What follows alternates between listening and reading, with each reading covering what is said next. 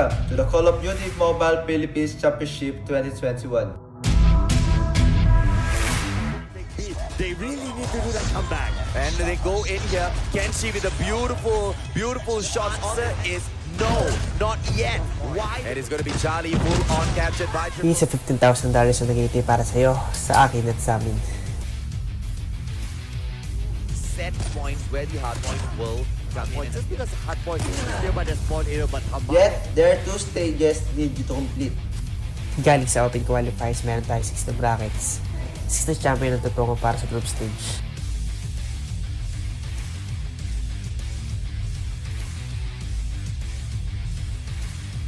Six na teams at invited teams, ang PDR Reborn at VVV Esports ang maglalaban sa group stage.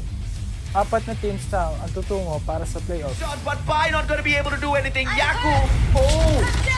Pai, oh my goodness, he missed those shots. He went in and then he died in a triple conqueror. Oh yes, Tamayo, yes, touching over there against Tamayo. One against So, three. natin malalaman kung sino ang pinakamagaling sa Philippine teams. Ito ay hindi madali, pero alam namin na kaya nyo to. So are you ready to take the challenge?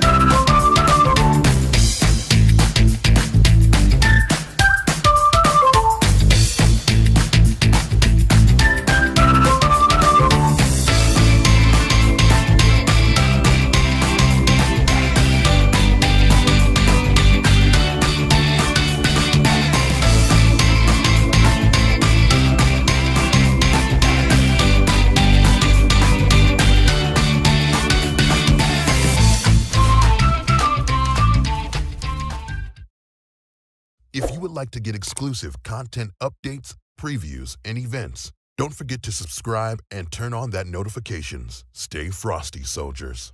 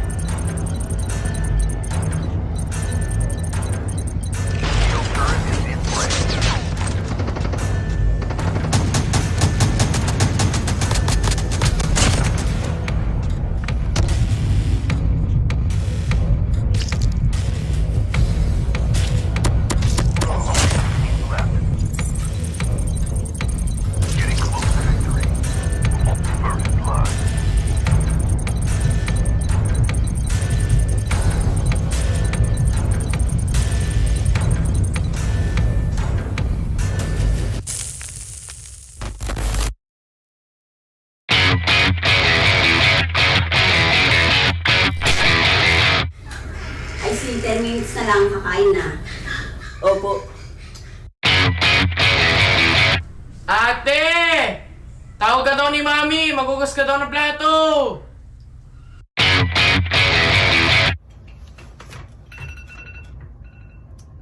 Schoolworks na naman. Wait. Code muna. Bilab, tara na! 10 minutes na lang! Aalis nga pala. Kaso mag-BBR pa ka kami. Ano pwedeng gawin? Ano bang pwedeng fast game lang? Oo nga pala! BR Blitz!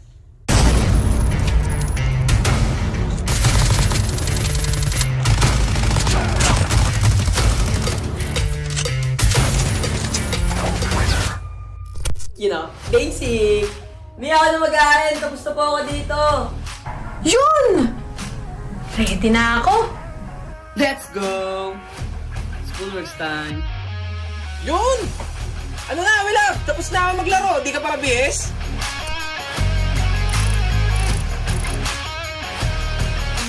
Fast game lang. You know? Solid to! Fast game lang! Nice. Fast game. Fast game lang!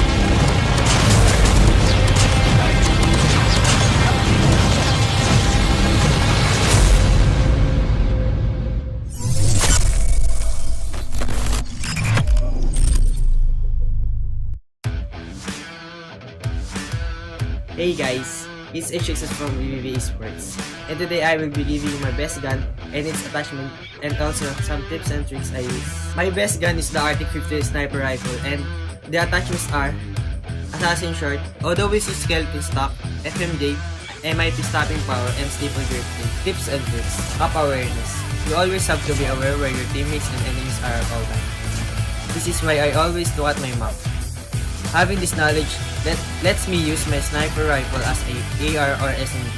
It makes me an all-around player, even with a sniper. Power positions. I train myself to know the power position in each map. Having control of this gives me an advantage against my enemies, and I can lock down a lane by my own. I make my sniper rifle a lane holder just like I travel. Thank you guys for watching, and please support VVV Esports from upcoming 2021 COD Mobile Philippine Championships. See ya!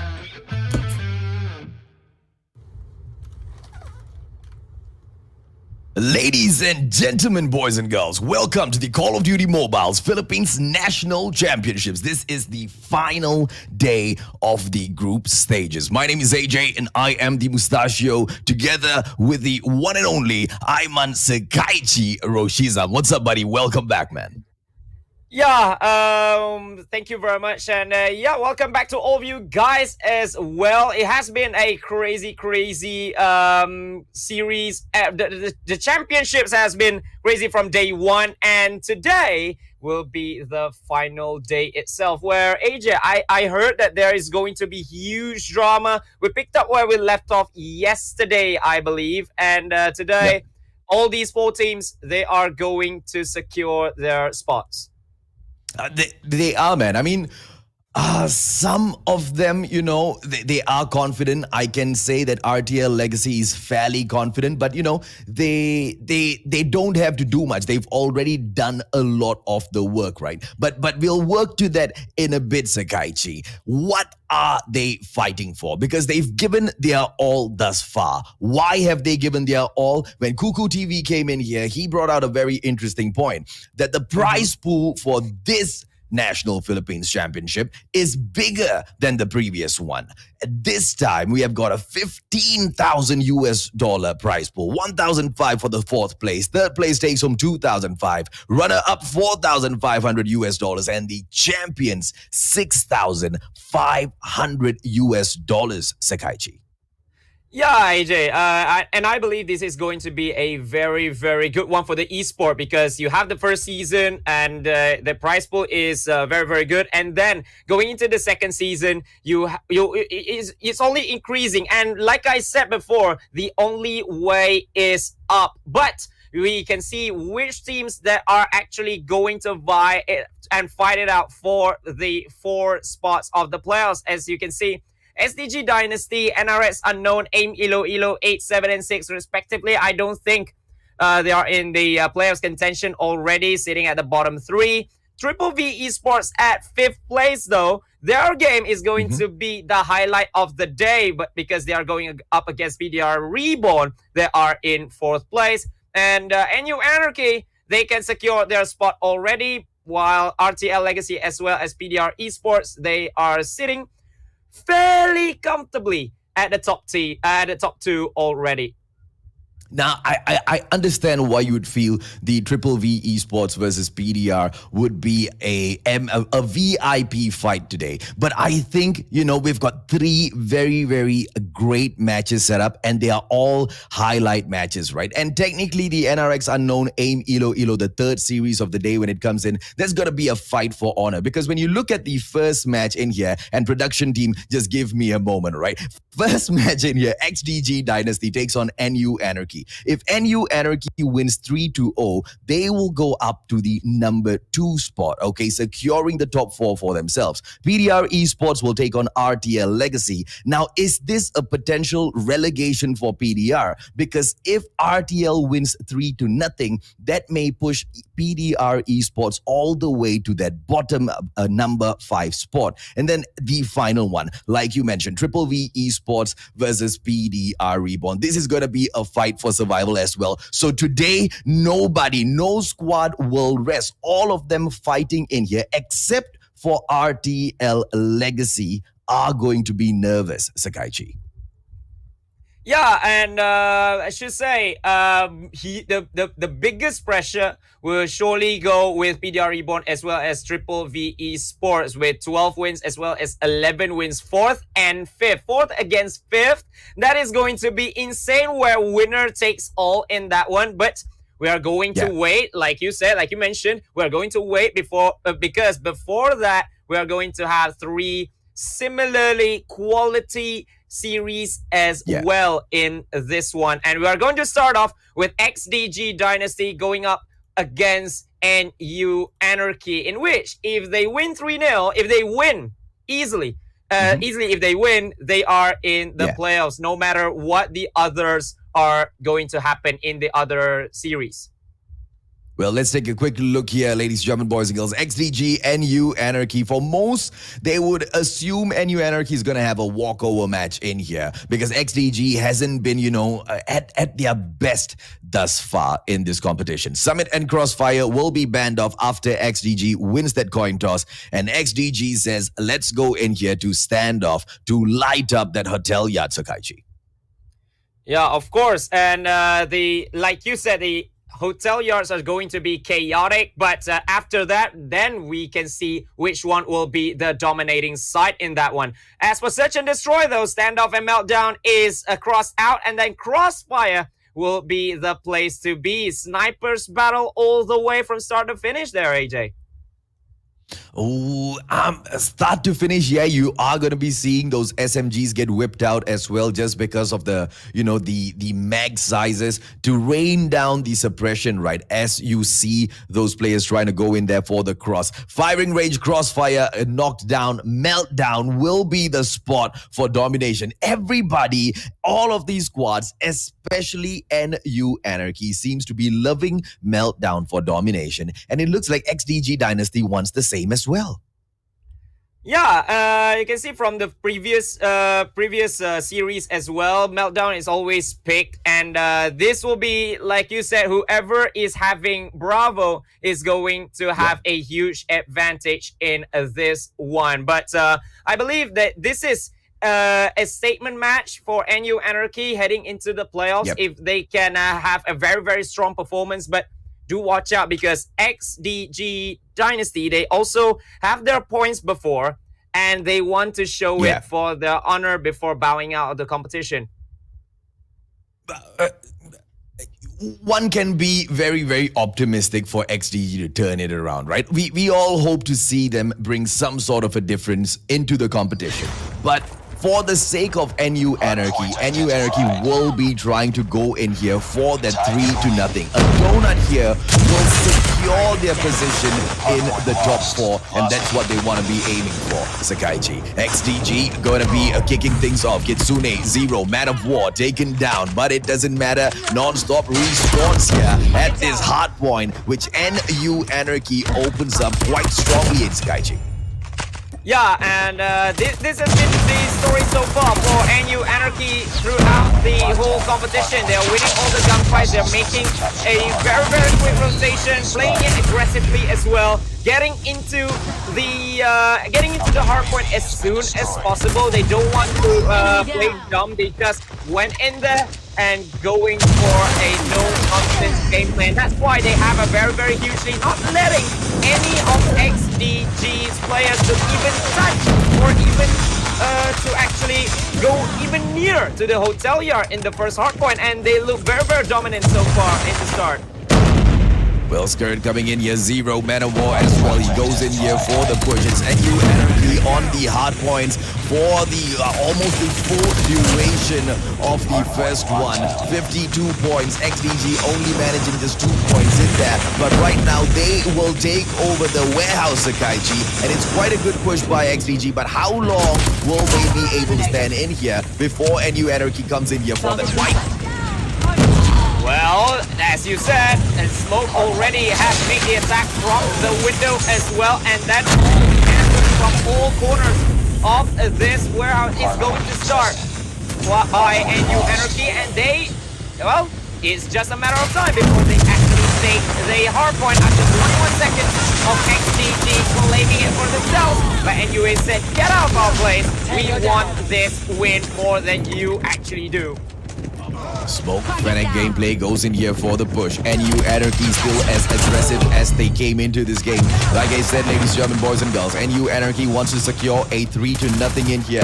Not only do they want to secure this to make sure they're comfortable to lead into the playoffs, but also to prove to the other squads, including like the likes of RTL Legacy, that they are still a huge threat. Joey coming in here, KRM, the hard point not even here. Joey, he has to move away. Shock RC gets destroyed. 50 seconds in there, Sakaichi. NU Anarchy just lost it. Smoke just lost it with a gravity spike just now, but Joey is taken down by Ace just outside of the house as well. So NU Anarchy are making that quick push as they usually do, and not letting any of XDG Dynasty players to actually make the defense. They are actually attacking from outside of the building itself, which makes it so hard to actually spot them. And from where they are attacking from, as you can see, the spawn traps are already there already. They're not letting SDG to even rotate to the middle of the map itself.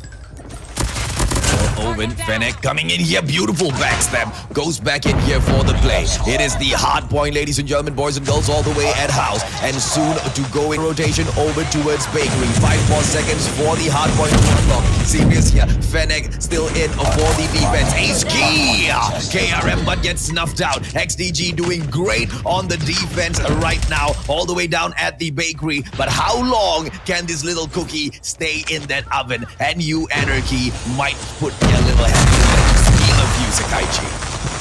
Yeah, as you can see, all the members of XDG, they're all in that bakery just to defend from the inside. They're not trying to attack the flanks. They're not trying to defend the flanks, I should say. And NU Anarchy, they're doing so well, attacking from the left and the right. The two openings from that bakery as well, and claiming that hard point for themselves. So it's just a matter of time before NU Anarchy gets their first point of the day, which means that they will now be on 13 set wins for the tournament. No contest, there was no fight, NU Anarchy all the way, man. Like I said, they came in here, they want to put the sleigh, they want to get that beautiful donut because it's going to mean a lot to them, and it's going to also put a lot of pressure on the board today, Sakaichi. You know, we PDR Esports, PDR Reborn, VVV Esports, these three squads are not safe at all. So everybody's got to go in there, everybody's got to fight for their place today, except for RTL, who has already secured their position thus far. XDG not posing a threat at all. Yeah, as you can see from how they are actually rotated, from the gunfights as well, NU Anarchy is one of the best in doing that so far this season, and it's no surprise in which when they make that retake, they try to contest the hard points. It looks so simple because of how XDG actually tried to defend. They actually tried to defend from the inside of it. They're not defending the flanks. They're not defending the entrance of it. And then you see all the war machines, every single thing coming from all corners of the hardpoint itself, as you can see from the house, as well as the bakery. They're actually attacking not only from one side, they're not actually attacking from the inside. They're not getting inside before they make the attack, but they just shoot from outside because they knew that they are so good with the gun fights as well. Yeah, man. I don't know, right? One part of me wants NU Anarchy to continue pushing, but the other part of me also wants to see XDG shine a little bit in this competition because, you know, they are really going out, and they're going out with a bad tone. They never had a great start. They never managed to catch their stride. They never managed to recover from the first knock, Sakaichi. I mean, only having 1 point in here, one win, not even a serious win, but literally one match within one series. And, you know, they've been on quite the losing streak, man. So maybe today, one final day of a fight back. I don't know, man. One can hope, right? Hopefully, but it all comes down to XDG Dynasty wanting to play or not, because I don't think that they are putting their absolute best in here. But we'll see. How will they want to end their story in this Philippines Championship? We cross over to Crossfire, AJ. Well, I hope Lawrence does not try to go in here for a melee kill. He seems to be running over with a huge intent within his heart, ladies and gentlemen, boys and girls. But he lost his life quite fast there. Smoke goes in, Lawrence gets snuffed out, and it's a 2 versus 3 situation. XDG, a 2-2 right now. Can they probably make a comeback in here, Sakaichi? Well, they better make it because they are going up against Bayman as well as Smoke. Bayman, there you go. That's a sniper for NU Anarchy in action. Smoke as well. Should I say Bayman with a 2. Like I said, Bayman, one of their best snipers in the team, giving the win for the side of NU Anarchy.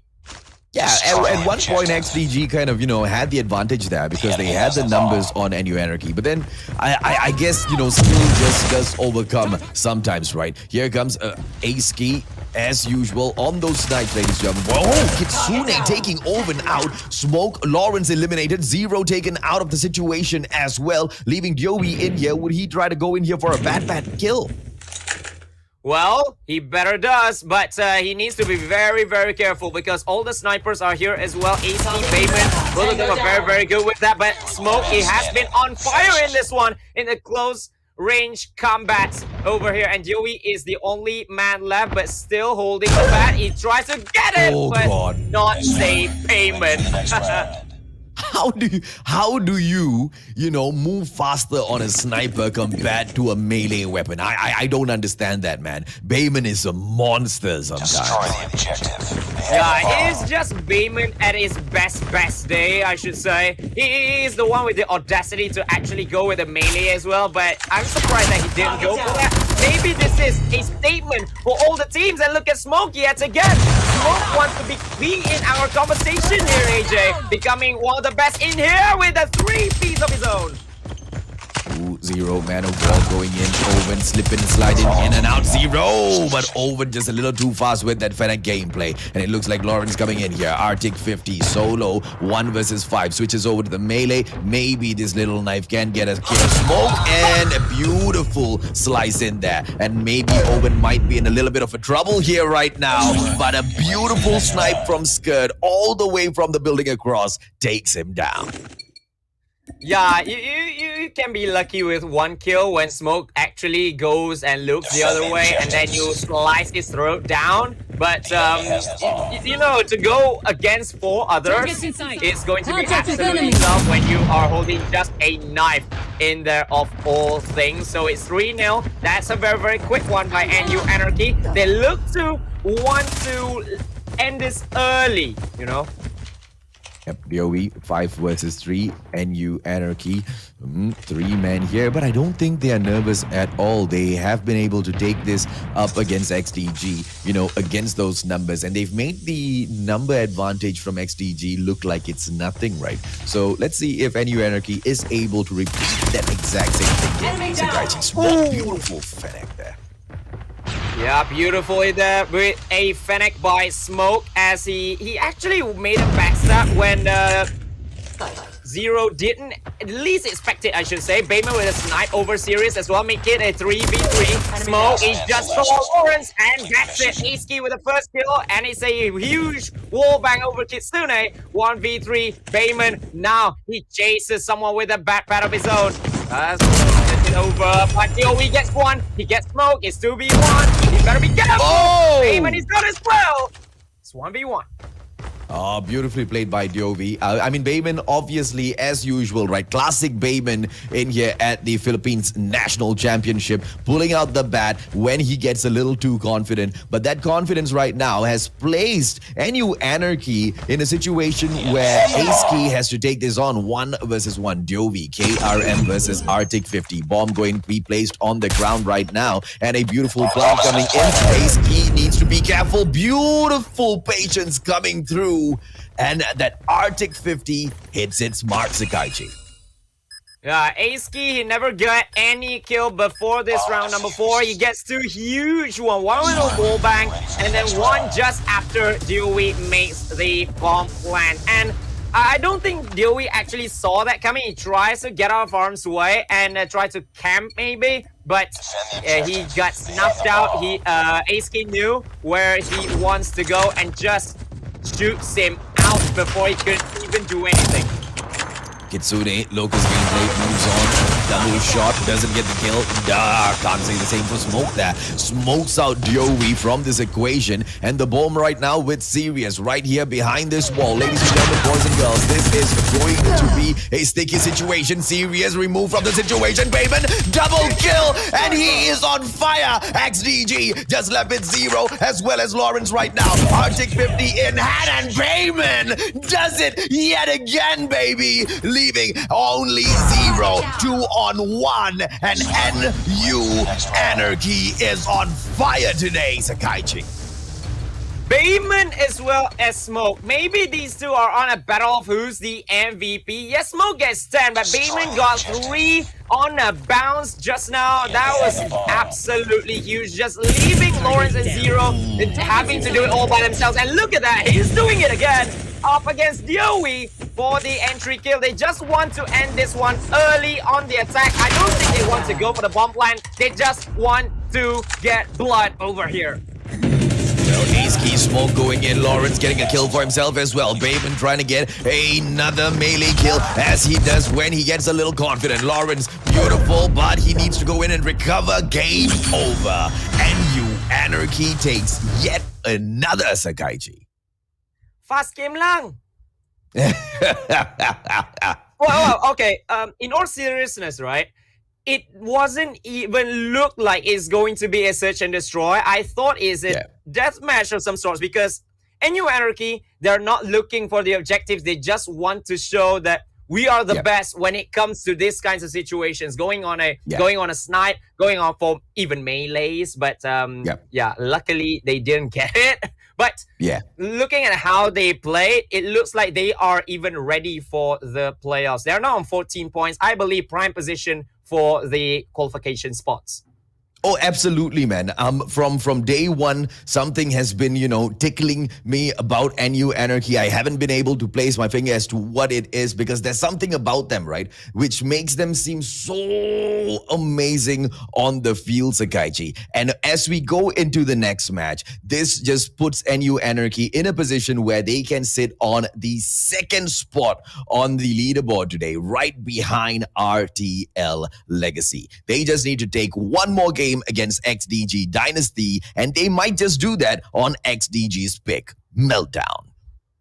Oh, this is gonna be absolutely huge, because Meltdown domination is not everybody's favorite. We have seen it. We have seen all the chaos. We've seen the control in which how the teams have won in Meltdown, and looking at how complicated domination at Meltdown is, I don't really feel good for the side of XDG Dynasty, because so far it has been all for the NU Anarchy side over here. Yeah, man. Okay, so that was kind of expected as we were coming into this match already. It was an NU Anarchy 3-2-0, 99%. XDG bringing through a miracle gameplay, probably. I would want to say 1%, but then again, that 1% even there, it's just not there, right? With that one win thus far in the competition, they just haven't been in it at all, man. So NU Anarchy to go into match number 3 to pick off a win is going to be highly probable, which is going to put on a lot of pressure onto PDR Reborn, VVV Esports, as well as PDR Esports coming through the competition. And that's what I am looking forward to, because it's going to produce some crazy matches later. Yes, indeed. And NU Anarchy, they look to actually just send a message to the other 3 teams, whoever that may be, that we're not here to just play around. As you can see, they got Charlie, they went for Bravo, they went for Alpha as well. That was absolutely quick, and as quickly as it looks, as easy as it looks as well, they got Bravo just like that. And I don't know if XDG will have to do what they can do actually to start defending Alpha. They need to start defending their Alpha point as well, because when NU Anarchy wants to go at it, they will be going at it hammer and tongs. Yeah, man. So the only way to come in here and defend that midsection is to take control of House A as well as House B. NU Anarchy tried to do that, but you can see the spawn pressure coming in from XDG, and they've managed to take over that spot for the time being. But look at the way the NU Anarchy players converge around from just behind the generator aisle, and then they go in for that unison push, Sakaichi. But it's just not enough. XDG holding on quite a tight defense so far. Very, very shocking. Can they keep this amazing gameplay up? Well, they need to be very, very, very dominant here at Bravo, but they just lost all the lives that is possible, and quickly as well. NU Anarchy takes out Bravo, although XDG has got the lead over them for a mere, like, what, 1 or 2 seconds, but I don't think that NU Anarchy is going to be happy even a little bit with that. Ooh, that is going to be huge. They are not going Alpha. Yeah, they're going in for a spawn lock as well, and they're teasing them at Alpha, and it looks like the spawn lock might be successful, and right after this, it is going to be an Alpha lock, but the Charlie takeover is coming in here from the as well. Serious going in there for the attempt, but what a rescue coming in from NU Anarchy, and just like that, XDG has managed to survive as well as recover their red game spot. They are not going to let that go no matter what, Sakaichi. Although they're going down, they're going to go down with a fight, I see. Yeah, and it is a little bit late, but better late than never for XDG Dynasty. At the very least, they show that they also got the quality to be here as one of the best 8 teams in the Philippines as well. And finally, they got Bravo yet again, although it's gonna get contested instantaneously by Skirt and Co. And it's going to be a capture as well by NU Anarchy. And here comes the players from XDG. No chance in hell to take this spot back, to take this game back from NU Anarchy, man. XDG can do everything it tries. Here comes Smoke, smoking out the players. It is the chopper gameplay coming in from him, and he does get the kill again and again and again. What can you do against a squad like NU Anarchy? Owen goes through, but what is it, man? 75-point mark. NU Anarchy blazing towards the halfway point. Why are we seeing 76 instead of 75 in here? Whatever it is. What? Yeah, even the game is like, yeah, NU Anarchy is gonna win. Let me just start putting the points there anyway. But NU Anarchy showing their true class, their true powers, heading in here for the second half of things as well. But look at SDG, they are trying to go in quickly at Bravo as well. But Lawrence is the only man doing so, with 3 players heading into Bravo as well for NU Anarchy. Is going to be a huge 3-man show over there, and as quickly as possible they want to take Charlie as well. Yeah, man, they're going in here for a triple cap. They wanna do this in a big way, Sakaichi. They don't want just Alpha and Bravo. They've had enough of the loading area. They've had enough of the flyer when House A, House B. They want a piece of the red game, and they are gonna go down trying, man. And look at them, just going here for the treasure gameplay, locking down the spawn. At the same time, picking up the points from Alpha and Bravo. XDG can't do anything but fight them off, man. Just like the best, NU Anarchy keeps showering those bullets down on them. Yeah, and the high pressure situation is what we love to see from teams like NU Anarchy, as they try, they go, they rotate quickly over there, and although XDG, they actually try to easily go to the Bravo point to actually take it back, but that is not going to work. As you can see, the cluster strike coming in as well, 2 of them in fact, because they just want to take it as quickly as possible without any contest. Oh, I'm taking it without any contest. XDG is trying to put up a contest, you know. They're trying their best. And right now, the attempt on Bravo coming in through, and they are going in for the red gate spot as well. And they managed to get back red gate. Will they be able to get Bravo as well? Oh, not if Smoke can say something about that. Bravo, beautifully handled. And the defensive gameplay coming in from NU Anarchy. Maybe the triple cap that we just saw, that moment of brilliance, maybe that was just enough, Sakaichi. But here comes Smoke saying, no, Mustachio, it's not enough. We will show you what we are capable of here. I just got the melee kill somewhere over there, and Bravo is lost to XDG, but looking at that, just 5 points left for NU Anarchy. This is going to be the first donut of the day. What a play by NU Anarchy, giving all the pressure, not giving XDG any chance to even move or attack the other points in that domination game. Love it, man. Love it. Okay, so far we've called it right, Sakaichi. It starts off with a 3-0, which puts NU Anarchy in that second spot, just beside RTL Legacy, right? Very comfortable. 15 points right now on the board. And as we go into series number 2 later on in the day, man, there's going to be PDR Esports, RTL Legacy, right? So excited, but we gotta be patient. Let's check out the results once again and see how did XDG get destroyed.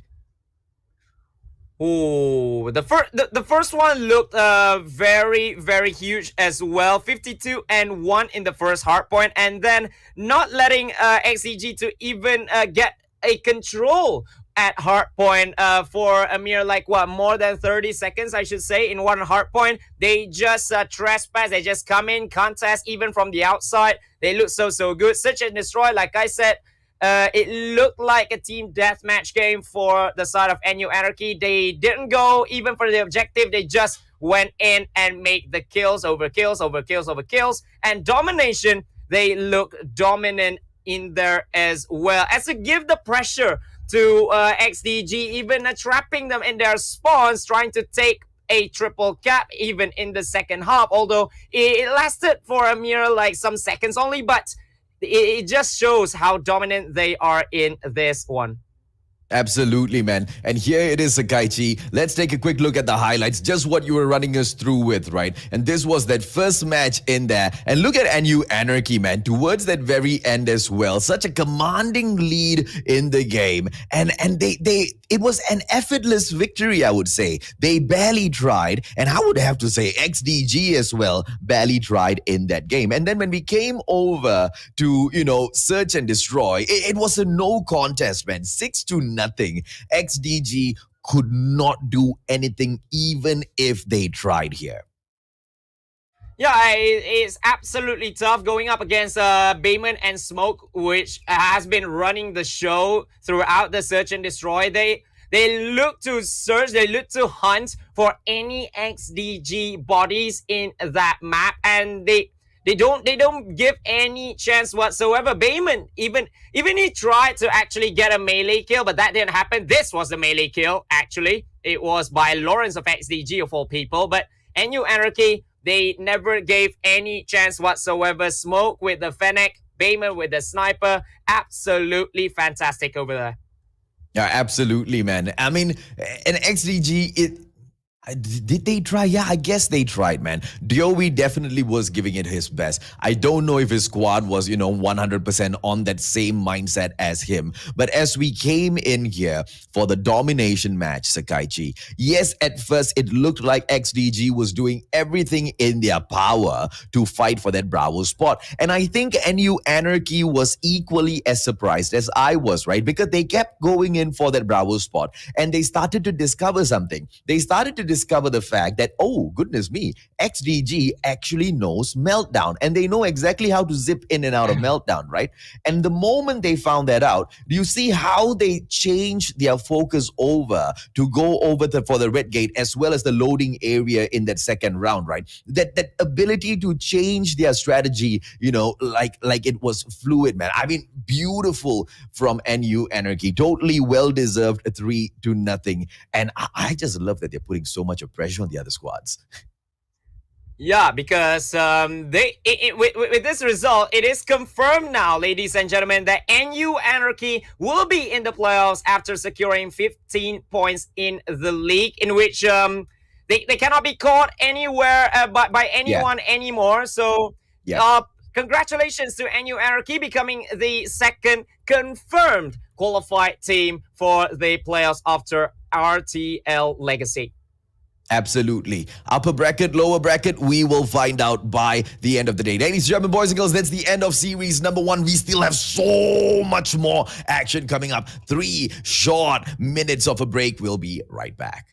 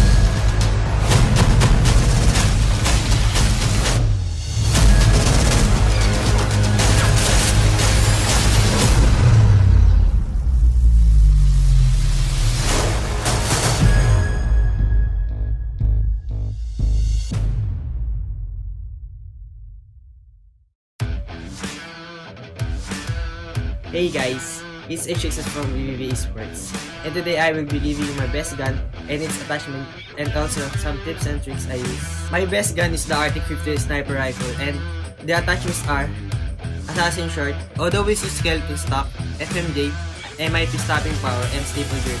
Tips and tricks. Map awareness. You always have to be aware where your teammates and enemies are at all times. This is why I always look at my map. Having this knowledge lets me use my sniper rifle as a AR or SMG. It makes me an all-around player, even with a sniper. Power positions. I train myself to know the power position in each map. Having control of this gives me an advantage against my enemies, and I can lock down a lane by my own. I make my sniper rifle a lane holder just like a chopper. Thank you guys for watching, and please support VVV Esports from upcoming 2021 COD Mobile Philippine Championships. See ya! Ladies and gentlemen, welcome back to the Garena Call of Duty Mobile Philippines Championship with Sekaichi as well as your Suave AJ Mustachio on the show. And this is the final day of the group stages. How's it going, AJ? The first one is a very, very straightforward one, a 3-0 victory for NU Anarchy, unsurprisingly. But after this is going to be even bigger. Yeah, absolutely, man. So the first one was, unfortunately for XDG, quite predictable, right? Let's take a quick look at the schedule, ladies and gentlemen, boys and girls, and we'll tell you exactly what we're talking about, right? PDR Esports will take on RTL Legacy here. Is this a potential relegation match for PDR Esports? Because if RTL Legacy manages to win 3-0 here, right now, PDR Esports might be in trouble if Triple V Esports manage. Okay lah, fine lah. PDR Esports maybe not lah, but RTL Legacy lah, ladies and gentlemen, boys and girls. NRX Unknown later on. AIM Iloilo. The fight for honor still continues, Sakaichi. Yeah, the fight for honor. We have seen AIM Iloilo with a 3-0 victory last night. That is going to be absolutely huge for the side of AIM Iloilo. I hope you were singing with Cuckoo last night. I don't know. Did you? No, man.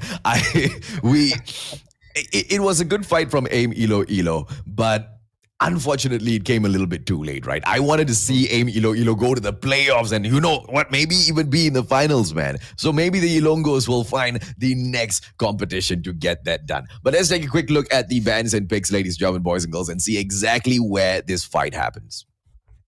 Yeah, as PDR Esports going up against RTL Legacy, the esports side will want to exact revenge of what happened last night as RTL Legacy won that bout 2-1 against the Reborn side, and PDR Esports is going to pick one hard point, which is at standoff after crash and firing range has been banned by both these sides. Ooh, and it looks like the hotel yard will be as busy as always. RTL Legacy's pick meltdown standoff banned already. Search and destroy will take place at Summit, Sakaichi. Oh, now this is a very, very interesting one, especially with the two bomb sites, and the retake is going to be chaos as well in this kind of maps, but where as we go to domination, it's going to be standoff picked up by PDR Esports. Yet again, 2 standoffs and 1 summit over here, AJ. So it looks like, you know, PDR Esports are very, very comfortable on standoff, or they could also think that, you know, RTL Legacy might not be the strongest on this particular map. So let's see exactly how they go in here to play this, right? Because RTL Legacy will be looking to put them in a sticky situation. Because imagine this, Sakaichi. I mean, if RTL Legacy manages to get a donut over PDR right now, and Triple V manages to win 3 matches, they go head to head, man, because they'll be on equal footing, 14 points, both of them 4th and 5th place, right? And it's gonna be a very heartbreaking probably moment for some of these squads. I don't know, right? So hopefully it doesn't land in a situation like that. To secure their place, they need at least 1 round. So I guess that's not a lot to ask, right? Yeah, but we're talking about RTL Legacy over here. They have beat every single squad in the competition by 2-1 or 3-0, and they look to continue the streak of winning all the series and becoming the most dominant team in this competition. But it looked as if the hotel yard is going to be highly, highly contested, in which these 2 squads have they could not even dominate it because they're so out in the open, and every single flank counts in this one is going to be PDR Esports. Oh, just 6-6, and like I said, it's very, very out in the open between these 2. Yeah, look at Young Jay go out there in the open with his Arctic 50, using it like a shotgun, man. That guy's crazy, but he gets it done because the skills are unbelievable. Lox goes in there, gets taken down. Kevs with the pistol only might bring out a sniper in a bit. Wacky pulls out FHJ. Is he going to be able to get that damage done? Arctic 50 still in there. RTL Legacy has managed to pull away quite a bit of points from the hotel yard thus far, Sakaichi. But right now, as we move over, this is going to be hard point number 2. I wonder if PDR Esports is going to make a comeback at the warehouse. Yeah, they better do, but RTL, as they have been so far in this competition, they have been smashing it, and they are trying to smash it as well in this one. Because remember, last night it was their huge comeback victory up against the brothers of PDR Esports, which is PDR Reborn, which is going to be absolutely huge. And if they can take out the other PDR team in esports, it means that RTL is more than ready in this one, and they're not letting PDR Esports to even take any point in this one. As you can see, everyone is on fire for the side of RTL. Warehouse wear down coming in here from RTL. PDR Esports Esports trying to go in there for those points, doesn't get them at all. But right now, the hard point is going to rotate over to the house and will be unlocked in 8 seconds. We can see that a lot of PDR Esports players have swarmed the house right now. How is Rage and Susano going to take this on against each other? Ladies and gentlemen, boys and girls, it will be PDR Esports first, and the house to pick up those points. And here comes RTL with the battalion, Sakaichi. Yeah, and Vanlu, he has been absolutely massive over there, and that serves as an opening for RTL Legacy to actually go in there. But Jello, he tries his best with the gravity spike, and he takes down as well. He takes down Wacky in there as well to take back house and to get some points on the floor, try to play catch up with RTL. And Susano Vanlu Caps, do I say, is trying his best to attack from the windows, but that did not work. And look at RTL, they are now struggling just for a little while in this one. Yeah, it's no surprise at all, man, because this is the spawn of PDR Esports, right? So for them to be able to come in there and get that hard point again and again is accepted and is expectable as well, right? And let's take a quick look here, because as we rotate over to the bakery, PDR Esports need to reset RTL's spawn first before they can dominate the game. But RTL is not allowing them to do that.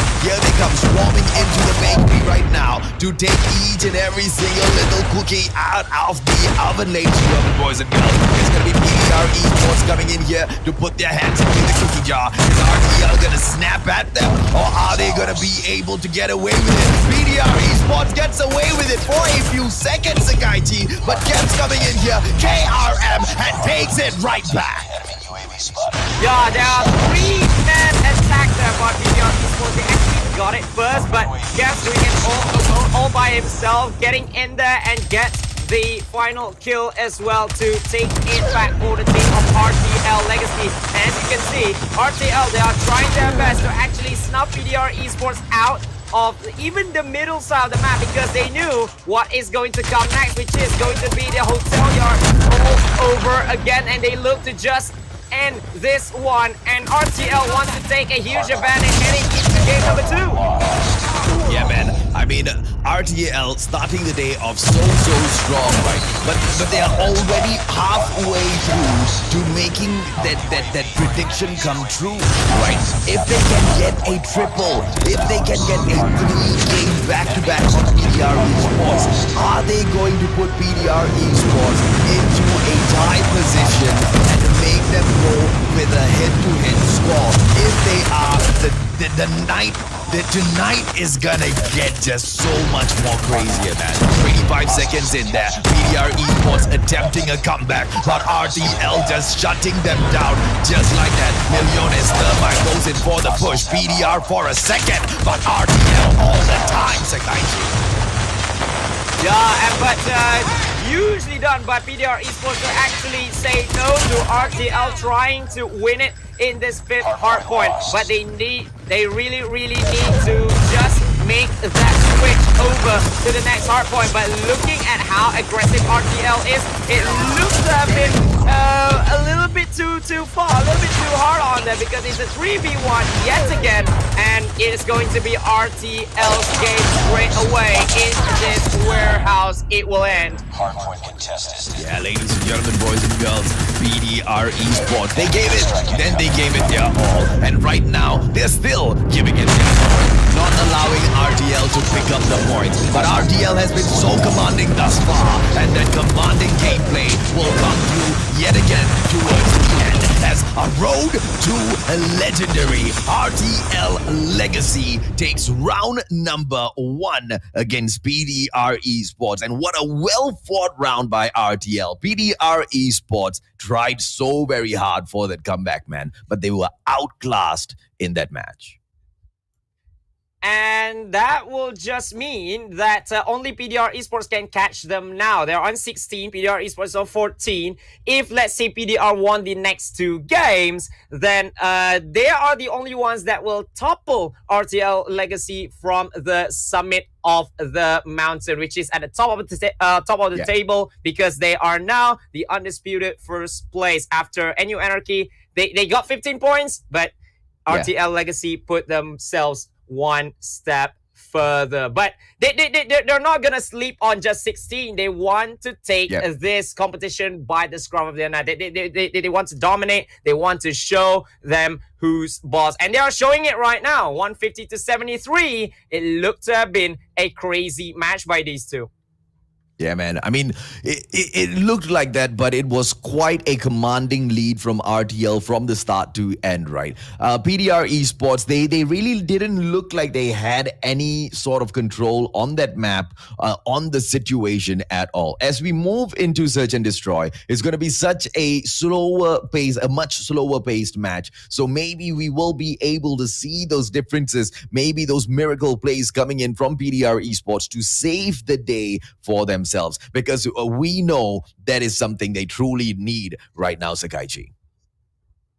Yeah, because for PDR Esports, right, only one win will secure them qualification already, and they cannot afford to actually lose all three, because it will put them in danger yet again, especially with that last game, with that main event game having to be played right after this. But from here, right, I don't see where RTL Legacy is going to slip up.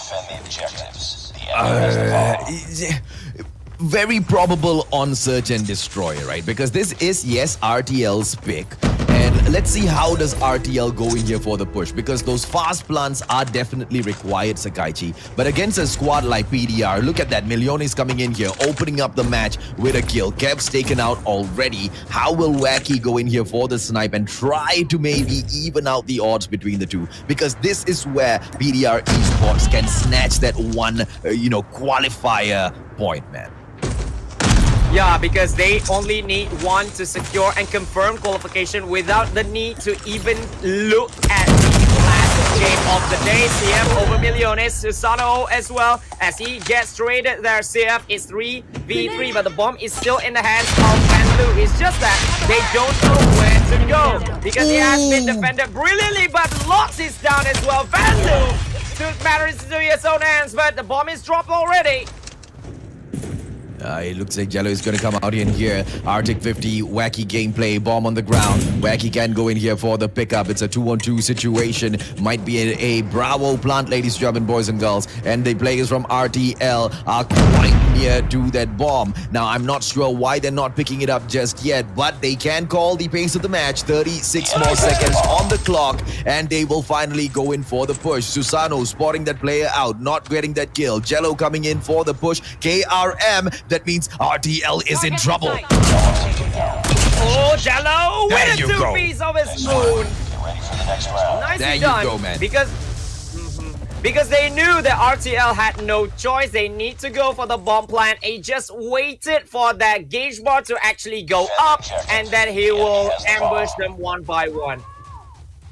Yeah, very, very well called by PDR Esports. If, Jello didn't go in there with that patience, with the patient gameplay, there's no way PDR Esports would have been able to get that. He went in there for that rotation, and he positioned himself for beautifully. PDR, look at that, man. CF and Kiev taken out. Van Lu coming in here for the revenge, maybe to even things out, and he does exactly that with a two-piece for himself. Susano taking out Young Jay as well, and just like that, it is a 3-2 situation. Miliones as well as Lox coming in here for PDR. Miliones in trouble, and here comes RTL. Susano's shutting down Miliones as well. Lox, solo player, going in here, not for the push. RTL with the bomb, and they get blocked down. Lox, beautiful takedown, and he'll get away. Bat, maybe, Sakaichi.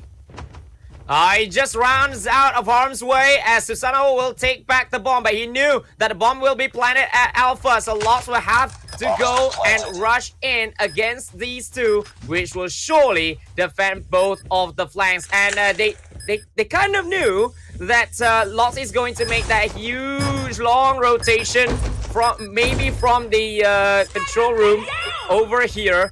So he needs to really be careful over here, Lox, but the time is running away for him. Trophy is down, so he knew where are the RTL players, but he needs to go for the two-piece of his own in this last 15 seconds here, AJ. Oh, he gets gets it. Can he go and get the defusal? He does have the time. Come on, Locks. Come on, Locks. 5 seconds. No! He could have gotten it. Ladies and gentlemen, boys and girls, and he does get it. What a clutch coming in from PDR Locks, ladies and gentlemen. What? No. There's no time, If he AJ. had just gone in there and done it, Sakaichi. Yeah, he did.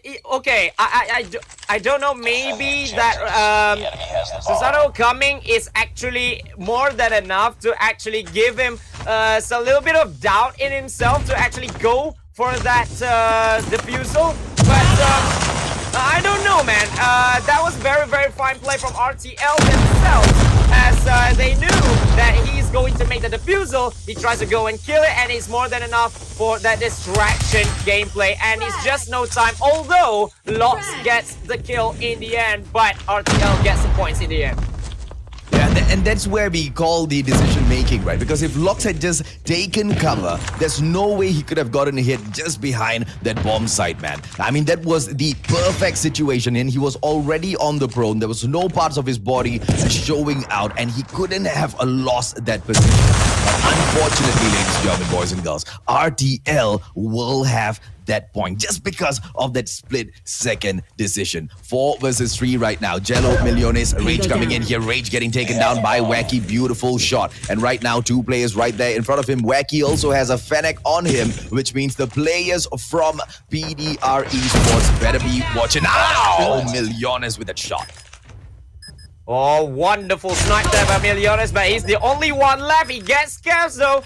It's going to be Susano as well as Wacky. So Millones will have to make that clutch like what Locks did. Just that, he needs to make sure that the time is on his side as well. When he makes all the kills, he tries to get one, but just missing Wacky. He gets one. It's just Wacky left there.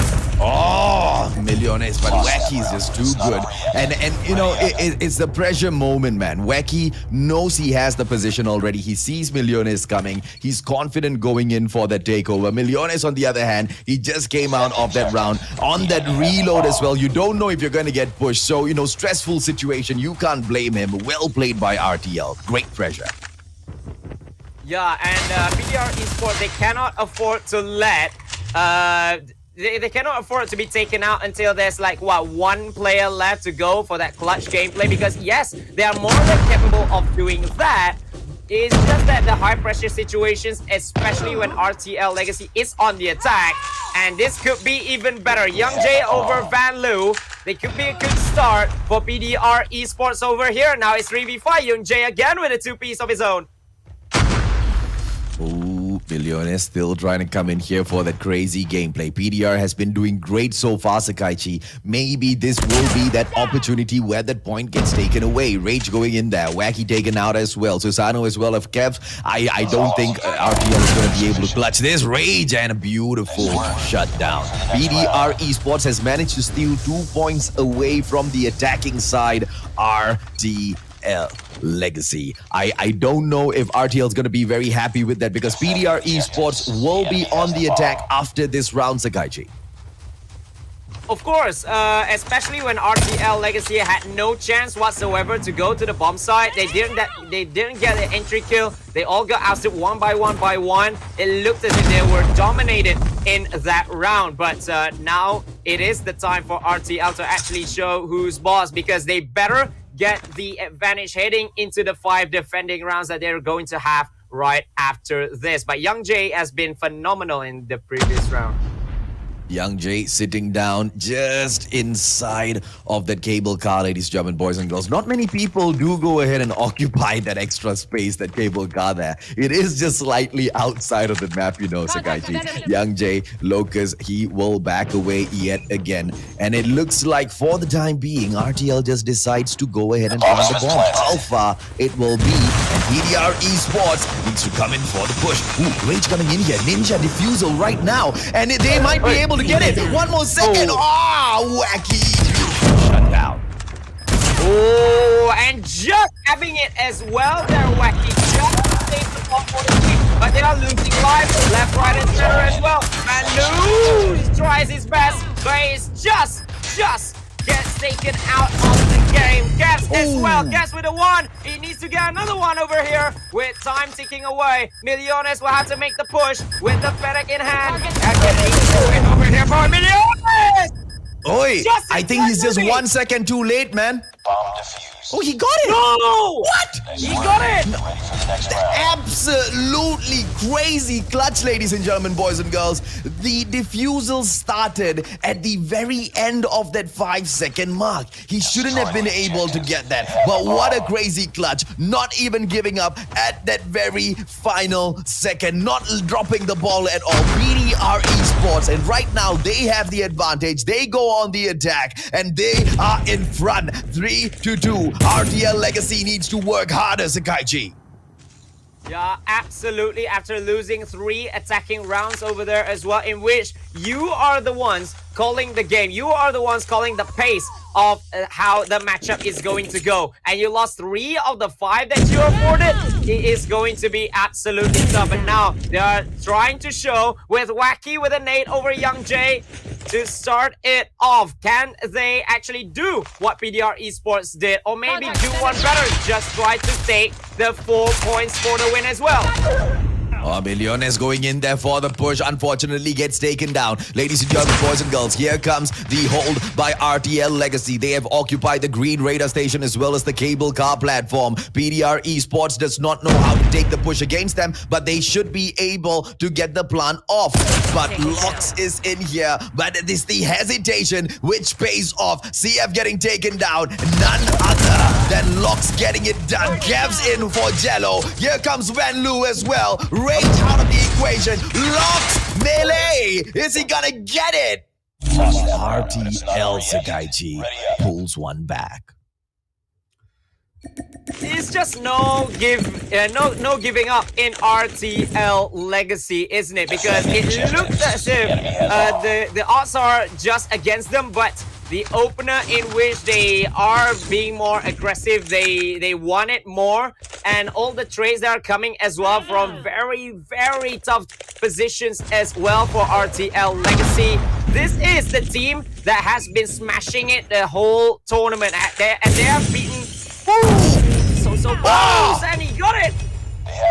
Oh, he got it just in time, man. Bomb right now picked up by Young J, but CF is already at the window. Ladies and gentlemen, boys and girls, control group number 2 approach by Young J. Young J gets the kill, and he goes in for yet another one, but Van Lu's right behind him. He doesn't see that and gets slashed down. It's gonna be Millones going in for that shot. Double, triple shots coming out. Millones is with the miss. Van Lu, but Susano finishes him off from the left. Ladies and gentlemen, boys and girls, RTL Legacy with the commanding back-to-back victories thus far. Oh, you see the double snipes that are coming as well, just to intercept the bomb plan right in the nick of time. That is how close as it gets. It's just the same as how you see PDR Esports got their 3rd point by just the virtue of not 1 second in there. And that's the same as how RTL actually made the interception, and that actually smashes the momentum of PDR Esports in the previous round. Well, look at the positioning coming in from RTL, man. I love how they come in here and hold Summit. Green radar station, cable car platform, full lockdown. And you also have got one player from the forklift area. And I believe that is Van Lu just going on for the hold, hoping to see if or not he can spot anyone for going in for that alpha, position, right, for that plant. But it looks like this lockdown will hold PDR Esports back. They are scared to go in for the plant right now, Sakaichi. And it's very rare that you see the attacking side, like this in the game.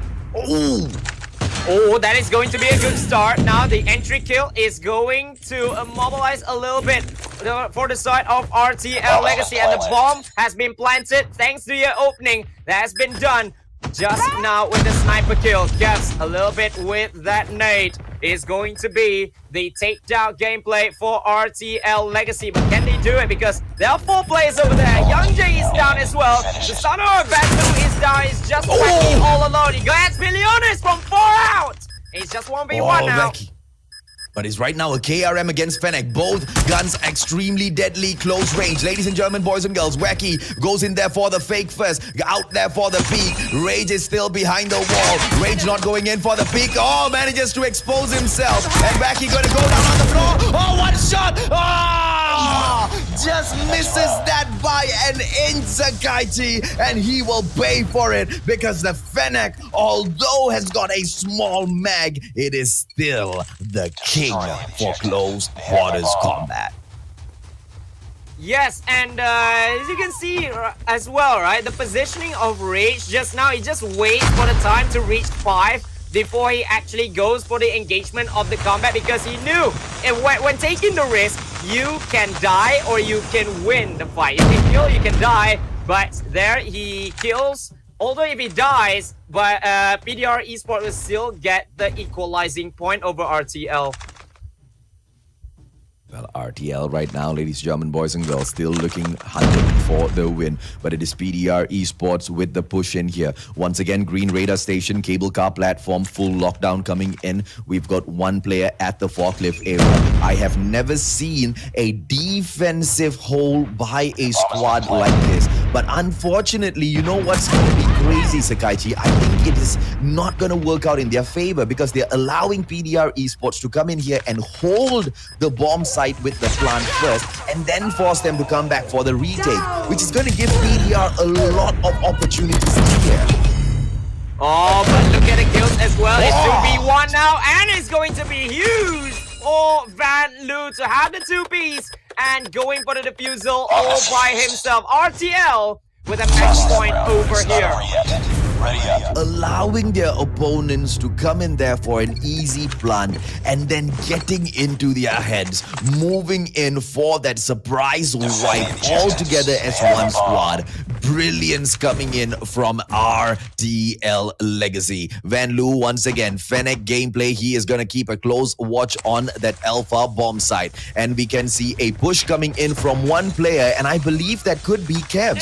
Kevs going in really close towards that bomb site right now. Young Jay getting taken down, and Kevs with that brilliant push. Millones taking down Kevs for that brave gameplay. Coming in here right now, melee in hand. It is a 4-on-4 situation, but the damage has been done with the 4-player gameplay right now coming in from PDR. They might need to second guess going for the plant, Sakaichi. Yeah, and as you can see, they are making the very long rotation, but they need to be careful with all the snipers as well. As you can see why Milione is having a long scoop over there just to see if there's an opening for Locks to make that bomb plant just behind him, and I believe that is more than enough. But look at RTL, they just waited and they are going to go in like a wolf pack into where PDR Esports have positioned themselves, which is also at the bomb site as well. Oh, but that's dangerous, man, because Millones is already there, and Millones is a crazy dangerous guy. When he gets onto the snipers, you will get shut down. But Susano right now, getting that positioning right, takes down Millones. Susano gets wiped out by Locks. Well played by PDR Esports, but look at the board right now, Sakaichi. We will switch back over, which will put RTL Legacy in here with the calling of the match.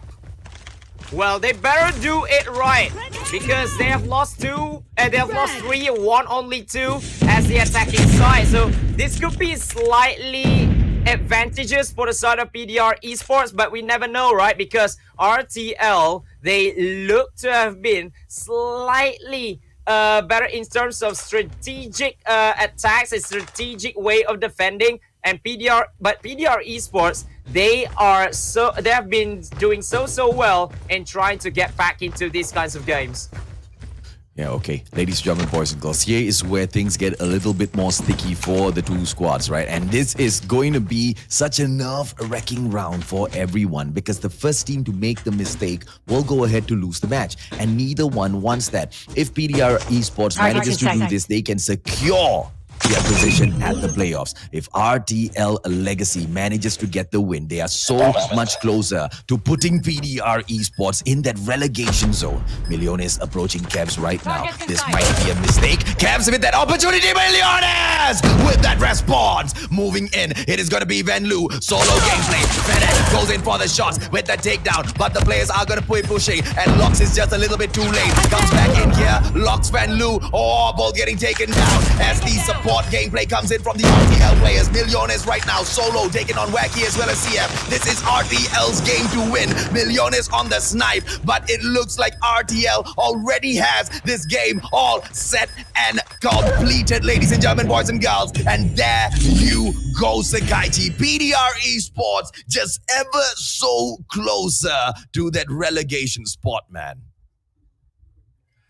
Ooh, 6-5. What a game. 11 game crazy over there. And that is absolutely huge. This is how close as it gets for both these teams. But RTL Legacy have the 2 points already. They are the undisputed first place in this one already.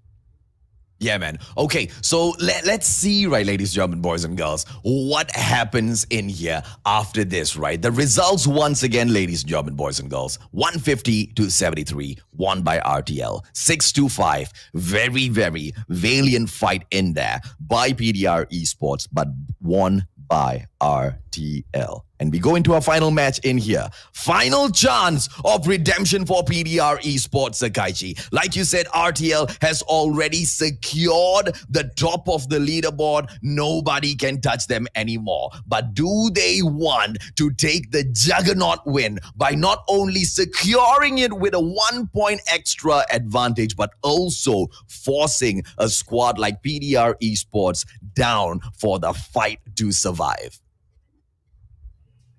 Yeah, fighting for survival, and actually need to see how will Triple V Esports and PDR Reborn are going to go at it against each other. And yet again, it is going to be PDR Esports pick of standout. They better not be dominated over here if they want to secure qualification. Yeah, so RTL so far textbook gameplay, but not all the way through, right? Because if they had stuck purely to their textbook gameplays, you know, we should have seen PDR Esports get a few of those wins off of them quite easily. We did see some rounds being taken by PDR, but what's interesting about RTL is the way they managed to shake up their defenses, the way they, you know, kind of scramble up their gameplay for the following round. But this time though, Sakaichi, it's not going to be divided in here by rounds, right? It's just a non-stop push for the 75-point mark. Can RTL Legacy keep that same exact pressure and yet again win this? Yeah, and it's going to be huge if RTL can win this one as well, because it's going to be another 3-0. Another message being sent to all the teams in the Philippines Championship. They are here to win, although they have to go through the qualification rounds, but they look so good in here. But PDR Esports can actually scratch them a little bit by winning one and securing qualification for themselves as well, which leaves just one qualifying spot, one playoff spot in here. But look at RTL. They are not going for Bravo. They are cheekily going for the Charlie side of PDR Esports as well. Nah, that was just a distraction there, Sakaichi, just to hold them back so they will retaliate, right? Because we already saw a few of those players coming in from PDR Esports towards that Bravo side. But RTL was trying to get that backstab through the hotel shortcuts, and attempting that Charlie spot made them, you know, backtrack, come all the way back to the defense and allowing PDR Esports, allowing RTL that pickup on Bravo. So let's see if or not they will be able to continue this sort of a pressure, man, because PDR Esports is getting caught out by mind games here right now. Yeah, and they're doing it perfectly, I should say, because RTL, they only send like 1 or 2 players, and then the other 3 is going to go and quickly take Bravo cheekily as well, as may I add. And it that gave them the lead over here, although PDR Esports They are trying their best to secure point Bravo as well, but Susano said no with a 2-piece, 3-piece of his own over there. Mid square getting held down very, very tightly by RTL. The defense gameplay just coming in so sweet. Here comes Susano. KRM action goes in, jumps and shoots, goes in for that slide for the defensive maneuver as well. Trying not to get caught out, and he gets yet another kill from that attempt. Here comes CF right now. War Machine in hand. Manages to get that damage done, but takes himself out in the process. But throughout all of these battles, RTL Legacy still in here with the lead. 55 to 34 right now, Sakaichi. And it's going to be Susano with the War Machine push, and he will be able to defend that Bravo spot for a little while as well. Yeah, Susano has been fantastic as well as CF over there, but Susano with all the defensive skills and very, very important on the side of RTL Legacy, in which they are looking to just show who's the boss. They're looking to show that they are absolutely dominant over here. PDR Esports, they tried their best. It was a valiant effort to take both Alpha and Bravo at the same time at one point in this first half, but RTL Legacy is just too good over here in the first half. 75 to 44, AJ, is another donut ready to be served. Absolutely, man. But of course, PDR can definitely make a comeback in here. This is gonna allow them some breathing room as they come back in here for the push, ladies and gentlemen, boys and girls. RTL Legacy, on the other hand, already, look at that, man. Hotel shortcut, Sakaichi. Look at the top right-hand corner. They're going in for that alpha push so early to allow their teammates to pick up Bravo. That distraction gameplay coming in from RTL Legacy so early in the game, ladies and gentlemen, boys and girls. Absolute brilliance when it comes to domination, and this is the way he played. Denied at the very last moment. Ooh, denied just like that by Young Jay. He is the hero for the team just now as he goes for the Charlie point himself, but that was actually doing the side of PDR Esports that they actually still not losing Alpha as well just now. It was that close before that 2-cap being done, and they are so close to taking Bravo as well, but look at RTL. They are taking Alpha for themselves, and Charlie going to be taken by I believe it was PDR, but no, just gets intercepted. Oh, what a play, man. RTL Legacy right now, bringing out the pro plays for all of them. Lockdown as well to put that Rick and Terry on the icing, Sakaichi. It is going to be an all-out decimation gameplay coming in from RTL Legacy. Road to legendary, truly legendary. The attempt to take back Bravo coming back through from PDR Esports. Successfully done at Alpha as well. It looks like the Special Forces Avenue will belong to them for the time being, but mid-square very strongly held on to by RTL Legacy. Million is trying to make a difference, but it's already at the 1-1-3 mark to 59. PDR Esports has got so far more to go if they want to make a comeback in here, Sakaichi. Well, they really need to have a full-on lockdown, and they are, with the help of Transform Shield, going to take Bravo as well, but CF said no to that.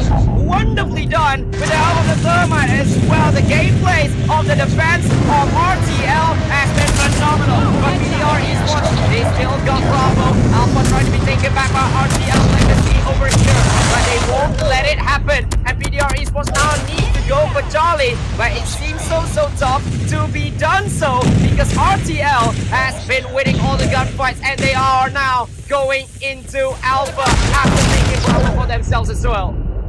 Oh, Bravo capture being prevented from RTL. But RTL still manages to get it done at the end anyway. PDR Esports doing everything that they can to stop the Juggernauts RTL so far, but nothing has been able to stop the monsters. But look at Rage flying through. KRM, one after the other. One shot, one kill, one shot, one kill. But full on lockdown still comes in here from road to legendary. Charlie taken back, and it looks like the Gorilla base will fall. PDR Esports, ladies and gentlemen, boys and girls, no matter what they do though, the match has been set and locked and won by Road to Legendary. What a beautiful donut served up once again at the final day of the group stages here, Sakaichi. if you want to call a statement by one of the best teams in the Philippines, do it when you are already on top, going up against somebody who is going to the playoffs as well, beating them 3-0. If I am the other teams that are going into the playoffs as well, surely I will be scared about how far can RTL Legacy go. This is as crazy, this is as good as it gets for RTL Legacy. They are more than ready for the playoffs, man. They just said that we want the playoffs to be done tomorrow of all times. And right now, NU Anarchy still sits at that second spot. RTL Legacy will sit at that first spot, ladies, gentlemen, boys, girls. But don't worry, I know, we will be bringing you the standings after the break later on, okay? 150 to 73, 625, 150 to 84. What a commanding victory taken here by Road to Legendary Legacy. I mean, dude, the way they took those matches, man, so calculated. There was no way PDR Esports could have made a comeback in there, right? And these were the highlights. These are the highlights, Akaichi. Walk us through once again with this perfection, man. Yeah, perfect gameplay from RTL Legacy, especially with the second hard point being so with them. And although PDR Esports, they are trying their best starting the third hard point, but that momentum has been stopped by Road to Legendary just like that in the fourth hard point. And then I believe there was a little bit of delay by PDR Esports right at the end of it as they try to delay the inevitable to happen to RTL, but they still lost the first one. The second one, it could go either way, I should say, AJ, because it has been back and forth with all the very, very good positionings by the PDR Esports players, and RTL, they just can't come back again and again and again and again. Although they lost 3 attacking rounds, but that happened as well to PDR Esports forcefully by the side of RTL. And then in that last round, it was RTL's goal. They get all the kills and they sums it up perfectly. 6-5. That was absolutely close. But the domination round, though, that was absolutely dominant for the side of RTL Legacy. They never held anything back after all. Yeah, man. And this was that, the 5-5 point, right? Where PDR Esports looked like they almost had it, man. They were so close to making a comeback in there, but unfortunately shut down by RTL. And even as we looked at, coming in here for the domination match, right, Sakaichi, standoff was PDR Esports pick, but commanded, just dominated by Road to Legendary here today. I mean, there was nothing that you could find faulty with their gameplay. Everything, each and every single time RTL asked a question, PDR Esports was stuttering to answer them, man. Yeah, and as you can see as well, they even went to go for the triple cap as well. When they lose it, they just aggressively go again because they back their abilities. They got all the shots right. They got the flankings right. And the distraction at the start of the game as well. They didn't even touch Bravo and they go across the map from Alpha to Charlie. And, I say Charlie to Alpha or whatever. But when that happened, that opening is what RTL wants. And that is why they are the best teams in this competition. Absolutely, man. It's all about a game of balance, right? In order to, have access to a certain area, you need to be able to win the gunfights there. And this is where the communication and the trust in your teammates comes in, right, Sakaichi? To be able to go in there for the flank, trusting that your teammates will be able to get the job done at Bravo. And it happened again and again and again for RTL Legacy. And that is the main reason why they have such a commanding lead on the leaderboard. And their position is just so comfortable as we close it off today at the finals of the group stages. Ladies and gentlemen, boys and girls, my name is AJ and I am the Mustachio with the one and only Ayman Sakaichi Roshizam. We'll be right back after a quick short 3-minute break. I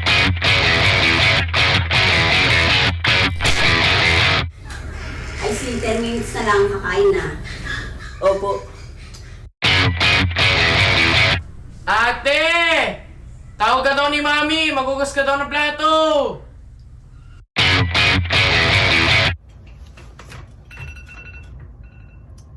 Schoolworks na naman. Wait. Code muna. Bilab, tara na! 10 minutes na lang! Aalis nga pala. Kaso mag-BBR pa kami. Ano pwedeng gawin? Ano bang pwedeng fast game lang? Oo nga pala. BR Blitz!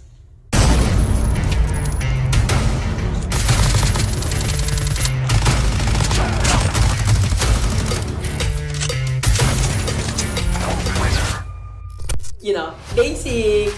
Hindi ako na mag-aaral. Tapos na po ako dito. Yun! Ready na ako. Let's go! Schoolworks time. Yun! Ano na, Wilab? Tapos na ako maglaro. Di ka pa BS?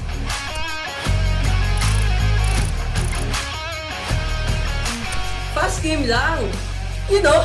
Solid to! Fast game lang! Nice. Fast game. Fast game lang!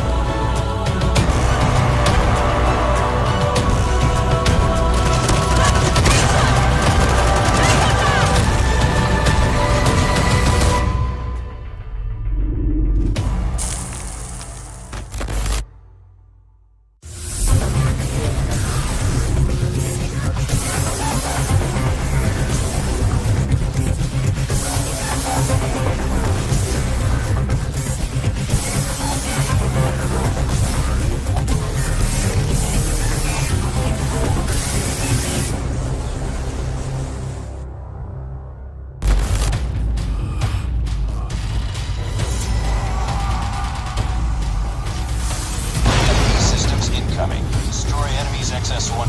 Destroy enemy stealth chopper. Destroy enemy vehicle. EMP systems incoming.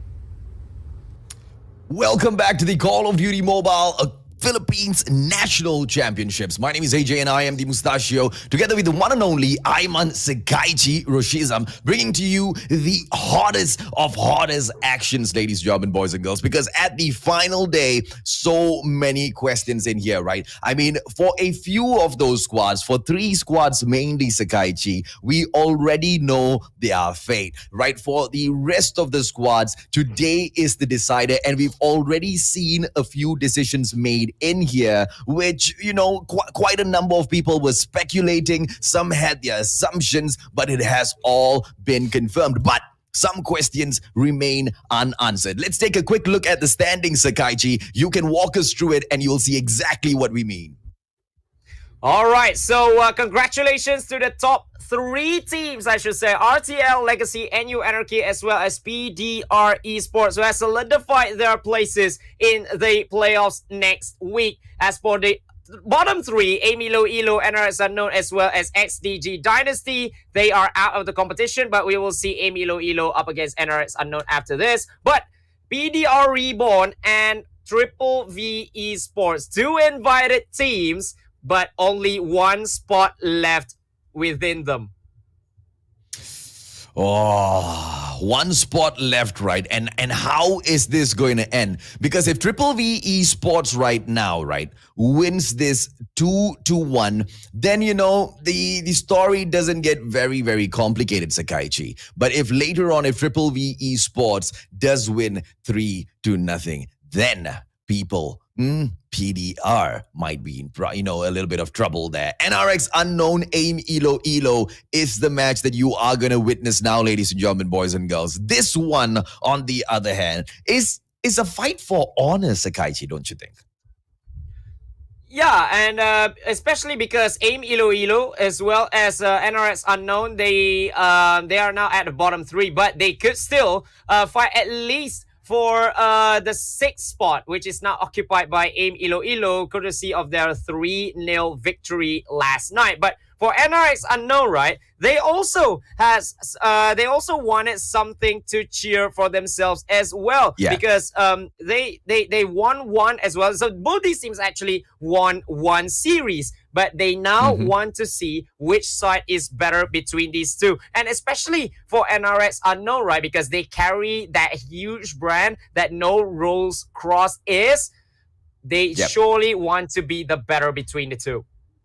Absolutely, man. And AIM Iloilo, the opportunity that they have is as a squad that is coming in here to give it their all at such a, high level competition. For them to take on a brand like NRX and to defeat them will be huge for AIM Iloilo and for the Ilongos. Firing range, crossfire, banned off after NRX Unknown wins that coin toss. NRX will be dragging the Ilongos into standoff, Sakaichi. Yeah, and what better way to start it off at standoff, right? Because both these teams have been fighting here for the majority of the contest. Meltdown and Crossfire has been crossed out, and AIM Iloilo wants to take it to firing range. Although we're seeing a little bit of not really convincing performances there, but they want to show to us that they are actually that good as well at firing range. Yeah, the problem is they're just too comfortable on firing range and they don't want to move away from that. But as we go into domination, Crash and Meltdown get slashed up, and NRX says, let's take the Ilongos out for a walk, because they think firing range is Iloilo. That's not Iloilo, and your world doesn't have to revolve around Iloilo. They're bringing Iloilo out, for a visit to stand up and Crossfire here. So let's see if NRX can show AIM Iloilo around, or if AIM Iloilo is going to turn around and package up the NRX squad in a little box and send them back to their little gaming house, Sakaichi, because AIM Iloilo is out here on a mission after their momentum they picked up yesterday. Oh, absolutely. And while watching that happening to AIM Iloilo, I was like, oh my goodness me, something huge is gonna happen. They finally get the momentum. They finally get their win that they have been so craved for, because they have been improving throughout the competition, as well as how NRX did. NRX actually took 1 point from one of the Philippine champions themselves, which is Triple V Esports. But now let's see, how will AIM Iloilo go against a huge brand like NRX? And the Unknowns go up against the Ilongos. Well, NRX comes in here, opening up the game at the hard point, ladies and gentlemen, boys and girls. This is, as usual, the Hotel Yard fight. And as NRX opens up the Hotel Yard, AIM Iloilo did come in there for a second, but got wiped out at the end. Can NRX hold on the pressure? At that point, Wings comes in there, commanding gameplay with the KRF, still on the defense, and brings out the trophy system to help him out. Macro in here right in front for the fight. Color coming in, Fennec, but that Thermite will snuff him out as well. NRX has the point, but just for a little bit, Sakaichi. Both teams giving it their all so far. Yeah, both these teams want to go out on a high, and I can see that from how NRX is actually playing. Yes, they lost it for a mere few seconds, but AIM Iloilo as well is not going down without a fight themselves. This is going to be as tight as it gets between the two, but NRX has the second hard point locked up good. The warehouse gameplay for NRX is definitely very strong. AIM Iloilo is going to have a tough time taking it away from their hands. But let's look at how AIM Iloilo strategizes this. They are waiting, they are patient, but they are going in for the push a little too slow. AIM Iloilo with the attack, but XS1 being brought up by the flying Icarus for the defense. But 300 HP on that XS1, just a little too much for the Ilongos to handle. And AIM Iloilo will get slain as NRX crosses that 60-point mark. This is the fight for that 150 Sakaichi, and AIM Iloilo is getting left behind. That was absolutely quick from Icarus to actually get the XS1 Goliath, which means that he has been one of the most dominant player in this match so far, and it was done so early in the second hardpoint as well. It shows that NRX wants to show that the brand of NRX is still one of the most dominant in the whole of the Filipinos, but AIM Iloilo, they got the house first, and can they lock this one as good as how NRX did just now? AIM Iloilo right now trying to make themselves feel at home, trying to keep NRX from invading their house. Macro coming in here, but very easily squishes that AIM Iloilo player out. Atlas with that beautiful hold, with a beautiful defense. If AIM Iloilo can hold on to the house for the duration of this hard point, they can make it back. But here comes NRX, Icarus as he flies, as he soars through the air. AIM Iloilo cannot do anything about it, and the players will get stuffed down one after the other down the throats of the very hungry NRX players right now, Sakaichi. Well, as you can see, Atlas going at it with the Annihilator of his own, and AIM Iloilo having the last scraps of the house before we switch over to the bakery, which is the next hard point in this game. And AIM Iloilo, they have the map control done already, and they have actually made a very, very good study before this game even starts, because they have made the rotation so early and defended so well from the flanks, from the inside as well, and that has absolutely helped them. Atlas, especially with the XS1 as well. I love it that AIM Iloilo has been listening. I love it that AIM Iloilo has been learning. I love it that AIM Iloilo has been improving through each and every single game that we have seen them play at this competition. Look at AIM Iloilo make a comeback against NRX UNKNOWN. 89-98, that scoreboard. And they are still holding on to the bakery. Baking that bread, ladies and gentlemen, boys and girls, to continuously stuff down the hungry throats of NRX, who want it so badly. Can they make a comeback through in here? The Ilongos gonna rise up to victory today, perhaps. Gonna come in there to shut him down, but Atlas brings out the XS1 Goliath, going out there for that slay. Gets a 3-piece there for himself, and AIM Iloilo gonna make their way all the way back into the Hotel Yard Sakaichi, where they will still pick up the hard point. That was a very, very, very nice play by the XS1 Goliath of Atlas just now. He snuffed out every single one of NRX players who tried to go to Hotel, and that still takes for his other teammates to actually go for the Hotel Yard, and that's why they got the 9 points, and now it is going to be contested still, which is going to be very, very hard to win, and the fight is happening outside. But look at him on the war machine, but gets taken down by Icarus with the Fennec of his own. NRX is on a mission. They're on the comeback trail, but the chopper of Swish is going to try and do his best to just make the interception, and AIM Iloilo gets it back. So back and forth between these two.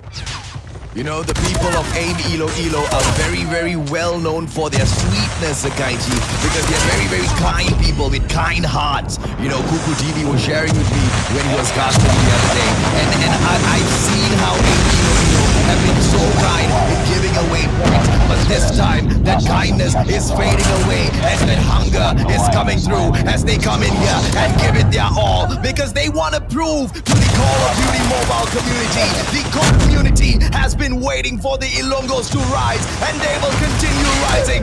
132, 136 now, Sakaichi. What a great hold on that warehouse with the XS1 Goliath. It is AIM Iloilo in here for the victory, and NRX UNKNOWN just doesn't know what freaking hit them. The Ilongos have freaking done it, Sakaichi. And AIM Iloilo hit for 5. This is the 5th point in the Philippines Championship, in which for the first 3 days we thought it would never be possible. But looking at how strong the hold is, the XS1 extravagant in the very very important places, and then how they actually take it back, how they quickly rotate it. That is the basics that they need, and when they get it, they look so good because we got to say their gunfights has been good, all right, throughout the whole competition. It has been good. It's just that the map awareness, map control, as well as the rotation wise, it has been a little bit low, but now they have shown to us that they deserve to be here.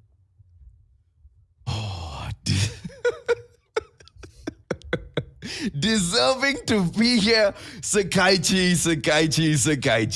How far has AIM Iloilo come, man? 150 to 125, slaying NRX Unknown. Hey, NRX Unknown is made up of players that are seen as monsters in the Call of Duty mobile community. Okay, these guys are all streamers. They have got their following, Sakaichi. You know, they're so popular. Everybody knows them because of how good they are. Individually skilled players from NRX Unknown. AIM Iloilo coming in here, crazy weak performance at the opening days to come all the way up to the final day, improve little by little, and then finally slay the giants, the no rules crossed boys. Oh, I'm excited to see the next match, man. Okay. Because I was about to tell you that this is just one match, but still, looking at how they actually made the whole, it is actually going to be very interesting to see how they fare in the search and destroy game at firing range. Now, NRX with the 5 attacking rounds, and Wi-Fi will be having the first blood over here. Yeah, to me, AIM Iloilo can lose this round. AIM Iloilo can lose the next 2 games for all I care. Because how their growth has been so evident through the games that they have played. Look at Atlas come through. He's been a slayer from the start, but he's never shined through as bright as he is shining today. AIM from Atlas coming in here, ladies and gentlemen, boys and girls. Literally from the globe. The aim of the century from this player, man. Because he has never been on point like this from the start of the competition all the way until in here today, and he gets 4 kills back to back to pull that round number 1, Sakaichi. Yeah, that 1 trade over Wi-Fi and then 3 at the bounce without even getting spotted. That is absolutely huge for the side of AIM Iloilo, and NRX had no chance whatsoever to actually go for the bomb push. Going for the plan, no chance whatsoever for NRX Unknown for that first round. Oh, Icarus coming in there with a well-placed wall bag. But right now, Kai gonna take him out. Beautiful shot by Icarus. Kai switched out as well. Raging goes in for Deed, and it looks like NRX already has a great hold on this game. Atlas, can he perform just as well? Can he go in for a 4 kill this time? If he can pull it off, then the match is for AIM Iloilo. But I don't think the world is gonna beat that kind all the time. Wins coming through. Mac Pro gets him down. NRX makes it a 4-on-1. Make that a 4-on-0 as they take 1 round back. Well, this time, I believe the NRX is very mad about what happened. Not only that they actually dominated in that hardpoint, not to say dominated, but they are at the point in which they cannot even do anything in that hardpoint, and then losing to a 4-kill streak by Atlas in that first round. They surely are mad right now, and they're not giving any chance whatsoever. Wi-Fi is the first casualty in this 3rd round, though. Oh, Icarus not giving up, but he should have, as Swish swishes him out, as he always does. A 5-on-3 situation right now. Wins coming through back in here with the Fennec. Can the Fennec get it done? Oh, yes, it can. Goes in there, but he doesn't reload. But he doesn't need to reload because he is Vince, and that's how he aims. And they will take that 2nd round as well, Sakaichi. The gameplay from AIM Iloilo right here, right today, untouchable. And AIM Iloilo is on fire. Well, get the lyrics up, AJ, because AIM Iloilo is going to make all of us sing their victories now with a 2-1 lead as of now by NRX. It looked as if they don't actually get the bomb plant, they are in huge trouble because of how AIM Iloilo is on the defense and how they position themselves. But it's 3v4 going for the bomb planting at Alpha. Well, Atlas right now, he can get this kill, but Macro right there in front of him. Beautiful play by Atlas, but Macro coming in. Oh, Atlas, come on, man. What a play coming through with that clutch. And he will have to swing around. Kai comes through with that takedown. Dean getting it done all so well. Come on, NRX. Is that all you have? Says AIM Iloilo. As the Ilongos are all around the Philippines right now, just cheering for AIM Iloilo, taking 3 rounds against the Giants, NRX Unknown. And remember, that was 3 defensive rounds as well. That's not even attacking rounds for them. That is absolutely fantastic by the side of AIM Iloilo, who at the start of things, at the start of the competition, they are on a losing streak and firing range looked to have been the place where they get slain left, right, and center. Now they're showing to NRX Unknown over here that they are not messing up. Although it's all too late, but surely they have won the hearts of fans in the Philippines. Bomb planted at Alpha. How will 4v4 go as Atlas takes that Wi-Fi? Yeah, beautiful, beautiful, beautiful coming in from both of these teams right now. NRX with that beautiful, careful approach coming through. I tell you, ladies and gentlemen, boys and girls, as Raging takes down Swish with a headshot, it is going to be Dean who returns fire. MacBro in that line of sacrifice. A 3 versus 3. Atlas going in for the push, making it a 3 versus 2. NRX right now, don't know what hit them. Kai! But he gets shut down as Atlas takes down Icarus. Dean will go on for that final as AIM Iloilo takes round number 4. Get ready for the next round. 4 defensive round wins. That is absolutely huge. Going up against NRX Unknown, and you do to them like what they did. Atlas is on fire, man. He's got 4, he's got 2, he's got 3 in a round, in a bounce as well. This man needs to be stopped by NRS, but there's no stopping Atlas in this one. There's no stopping AIM. Here comes Gunner. Beautiful takedown. Patience gameplay paying off, and he will survive as well. Will back away from the challenge as he has done enough damage. AIM Iloilo coming out for the push, and they make it a 2-2 situation. Dean trying to do his damage. MacBro Fennec not making the deal, and right now the Ilongos need to pull out, but NRX Unknown has pushed in too far. It's gonna be Switch coming in. Arctic 50. What a slide! And Wi-Fi takes down Switch. Dean, 1 Wi-Fi. It's gonna be MacBro going up against Dean. Man of War against Fennec. Ladies and gentlemen, boys and girls, AIM Iloilo. What a slide right now. MacBro loses his mark, but he will get it at the end as NRX threads through a comeback. That was absolutely close. That 1v1, if only that Dean can actually see what hit him and trying to just but that cover up, that was very, very good as well to give NRX the second point, but they are on a catch-up gameplay. But Raging gets the first kill over here. That is going to be huge as they are trying to go for the reverse sweep because that is needed for the NRX brand over here. 5-4 situation. Swish removed from the equation as NRX just needs to go in for the hold. AIM Iloilo on the attack with one hand tied behind their back, ladies and gentlemen, boys and girls. We've seen them come in here and perform so well thus far. How will they respond to such a difficult take back? Because NRX, they are made of, a squad full of great players. And given the opportunity, these players, they slay, man. They slay in and out. Raging, going in for those scopes. No can line anyone, but the patience gameplay will give him Atlas. And AIM Iloilo might have lost that round already because, yeah, King Atlas has been taken down. But don't forget, Dean still survives. The second carry of AIM Iloilo as they go in here for the push. The bomb on Kai. The plant at Bravo can happen. But look at that. NRX Color with that Fennec just waiting patiently for that plant so he can go in for the peak. As Vince takes that opportunity as he takes Raging out of the equation. Color, can he take this opportunity? Color! And he takes it and gets it done, leaving Vince all alone. 4-on-1. NRX shut down.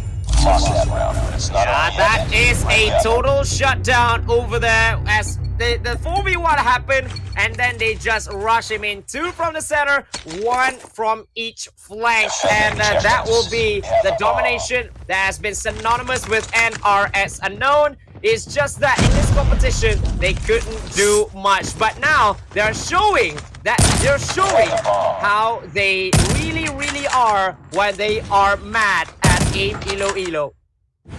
Yeah, man. Kai dying with a nade. I'm very sure he'll be so annoyed his trophy didn't come out on time. It's going to be Swish moving in here. Ladies and gentlemen, boys and girls, a 5-on-4 situation yet again. The last time we saw this, AIM Iloilo definitely dropped a point. Will NRX force them to drop another point yet again? Icarus on the approach right now. Dean, and he has been so good, and he will continue to be good as he removes Icarus, the threat from the NRX countdown. Vince moves in. Wi-Fi eliminated. Atlas taking out Raging as well as Mac Pro back to back, leaving Color all alone. AIM Iloilo for the comeback gameplay in here. A 5-3 situation. Oh, hell yeah. That's definitely possible right now, Sakaichi.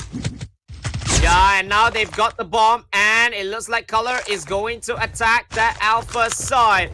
But he doesn't know where the other 2 are as they are making a rotation to Alpha as well. So it's going to be a 3-on-1 engagement. It looks like Color is going to attack from the White Warehouse, but that is not going to be as Vince snubs him out. He knew, he saw, and he shoots them down. AIM Iloilo, yo. AIM Iloilo.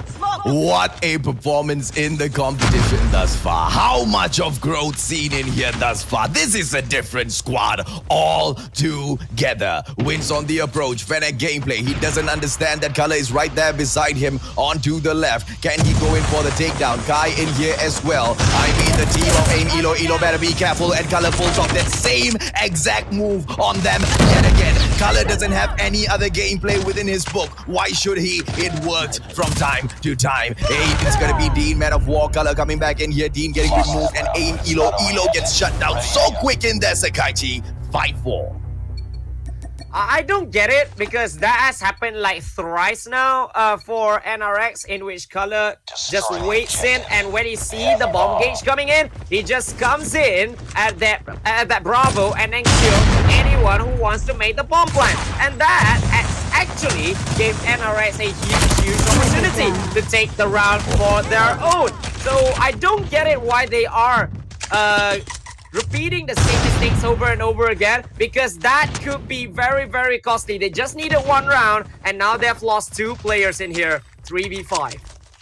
Oh, very badly played by AIM Iloilo, but at the same time, beautifully pulled off by NRX. And it's a 5-on-2 situation. Atlas and Dean, they may be amazing, but this is going to be difficult for them. But as I speak, there they go slaying. But Color takes Dean out of the equation, leaving Atlas to take on 4 players all on his own. Are we going to be able to see an amazing gameplay coming in here from Atlas as he goes in for a 4 versus 1 clutch? 1 down, 2 down, leaving just 2 more in the equation. It is going to be Atlas going in here for the push. Raging has got a snipe on him. There's a Fennec going up against him as well, coming in from Wi-Fi. Is the bomb in his hands? No, ladies and gentlemen, boys and girls. He needs to go in here for a full-on rotation all the way through the White Warehouse. Can Atlas do it, Sakaichi? Well, he needs to be, because that is going to be somebody. I believe Raging is there to defend the bomb.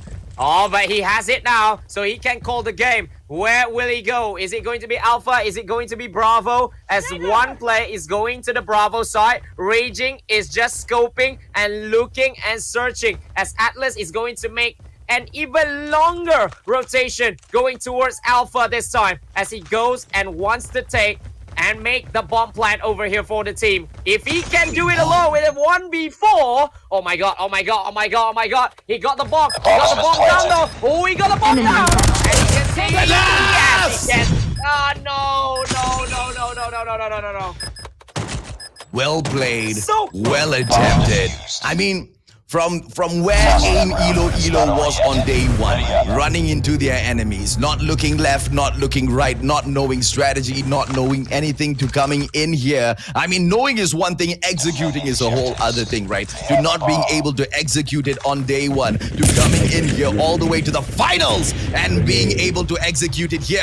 But NRX Unknown right now on the path to pull one back. And Swish gets taken out so early yet again. He's having a terrible game in here. At that search and destroy Sakaichi. Kai, thermite gameplay goes in here for the peak, but the bomb has been planted by NRX, who comes in here for a fast push. How will AIM Iloilo take this back?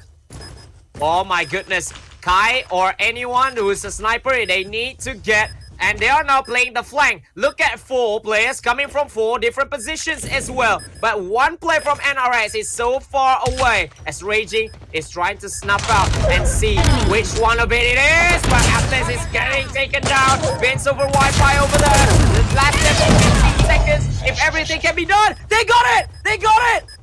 They should go for it now! And they got the 2! They got the 2-0 scoreline just in time. Less than 15 seconds. They have taken every one of NRX out. That is fantastic. AIM Iloilo. The Ilongos, where did they start, Sakaichi? They started so far off, man. And after all of that fight, after giving it their all, day in, day out, they have come to the very final day of the group stages, and they have managed to show their best side. This is what I'm talking about, man. This fight was for honor, Sakaichi, and that honor has been found by the Ilongos, as they have taken 2 rounds back to back, man. 150 to 125, so close, and 6 to 5, so close. NRX Unknown is doing everything in their power to stop them, but AIM Iloilo does not want to give up as we go into our final match between the two. Crossfire domination. Can NRX Unknown survive the onslaught of the Ilongos today, Sakaichi? Oh, I don't know, man, because AIM Iloilo has been looking so good. Yes, there are some rookie mistakes here and there, but they just edged it. They just got it. Going into to win actually against a side like NRX, that huge monster in the Call of Duty mobile scene. And I don't think that NRX actually saw that coming as well. That is shocking, one, but 2, very well deserved from how they have actually learned about the game in the space of just 2 weeks. Absolutely, man. Okay, now as we go into the final match here, if this was happening on day 1, day 2, day 3, if this match had even happened 2 days, ago, and if you had asked me, you know what, does AIM Iloilo have a chance of serving up a donut to NRX Unknown? My answer would have been impossible, man. But right now, not only do I say it's possible, I want to see it, Sakaichi, because AIM Iloilo, after this brilliant performance, deserves the victory here today. And remember as well that they could serve the same amount of donut as what the likes of Triple V Esports as well as PDR Reborn has done throughout the whole competition, which is that they can do it 2 times already. Oh, absolutely, man. Bravo Charlie picked up by NRX right now just to open the game up. This is going to be Crossfire, Sakaichi, where the map is quite straightforward, but the buildings make their lives complicated. How will AIM Iloilo take on this challenge as NRX has a beautiful opening here? Vince gets taken down. The approach by AIM Iloilo is quite weak at the moment. They need to regroup. This is the remnants of day number 1 coming in from AIM Iloilo. They need to regroup and rethink how can they survive this. But looking at how they actually made the split push down 3 and 2, and then trying to take Bravo as well as to distract anyone from coming to Bravo as well. Oh, it's an opening for Kai after they make a very, very, very good push over there at Bravo. And I believe they are so close to taking it. But with them, so close to be helped on by Vince. But just gets knocked out by that one player of NRX. And Bravo will stay intact for NRX unknown over here. That is going to be so huge because NRX, surely they wanted at least 1 point over here. They've been keeping quite a close eye on that Bravo point, man, because Shotgun has belonged to NRX since the start of the game, and they are in no plans of releasing it to AIM Iloilo anytime soon. But look at AIM Iloilo make a beeline right now for the Gorilla base. If they manage to pull this off, AIM Iloilo should be able to either pull away the Gorilla base or that shortcut from NRX, and they will do it at the Gorilla base. Can they protect their Alpha too? Because the Special Forces base is under attack by NRX right now, and that saving gameplay coming in from none other than the players of AIM Iloilo. Swish in there with a phenomenal save, Sakaichi. Absolutely fantastic, but it is still in contention. NRX is still going to go and fight for Alpha just to take the second point for them, as AIM Iloilo has just narrowed down the scoreline a little bit. But NRX, I believe they are going to go to the 75-point mark first. But AIM Iloilo, knowing them, although the odds are against them, like what happened in round number 11, they always have their way back. And will it be the same in the second half of this one? Oh, absolutely, man. And right now, it is going to be NRX who goes in there with that 75 point. It is the halfway point, ladies and gentlemen, boys and girls. And NRX has done just enough to keep the AIM Iloilo players away from them, right? But the gap between the two teams, Sakaichi, not that big at all. Just 26 points. And AIM Iloilo, as they go in here to capture the Gorilla base, I wonder, will they go in for shortcuts first or attempt the capture of the Special Forces base? And it looks like it's the Special Forces base at the get-go.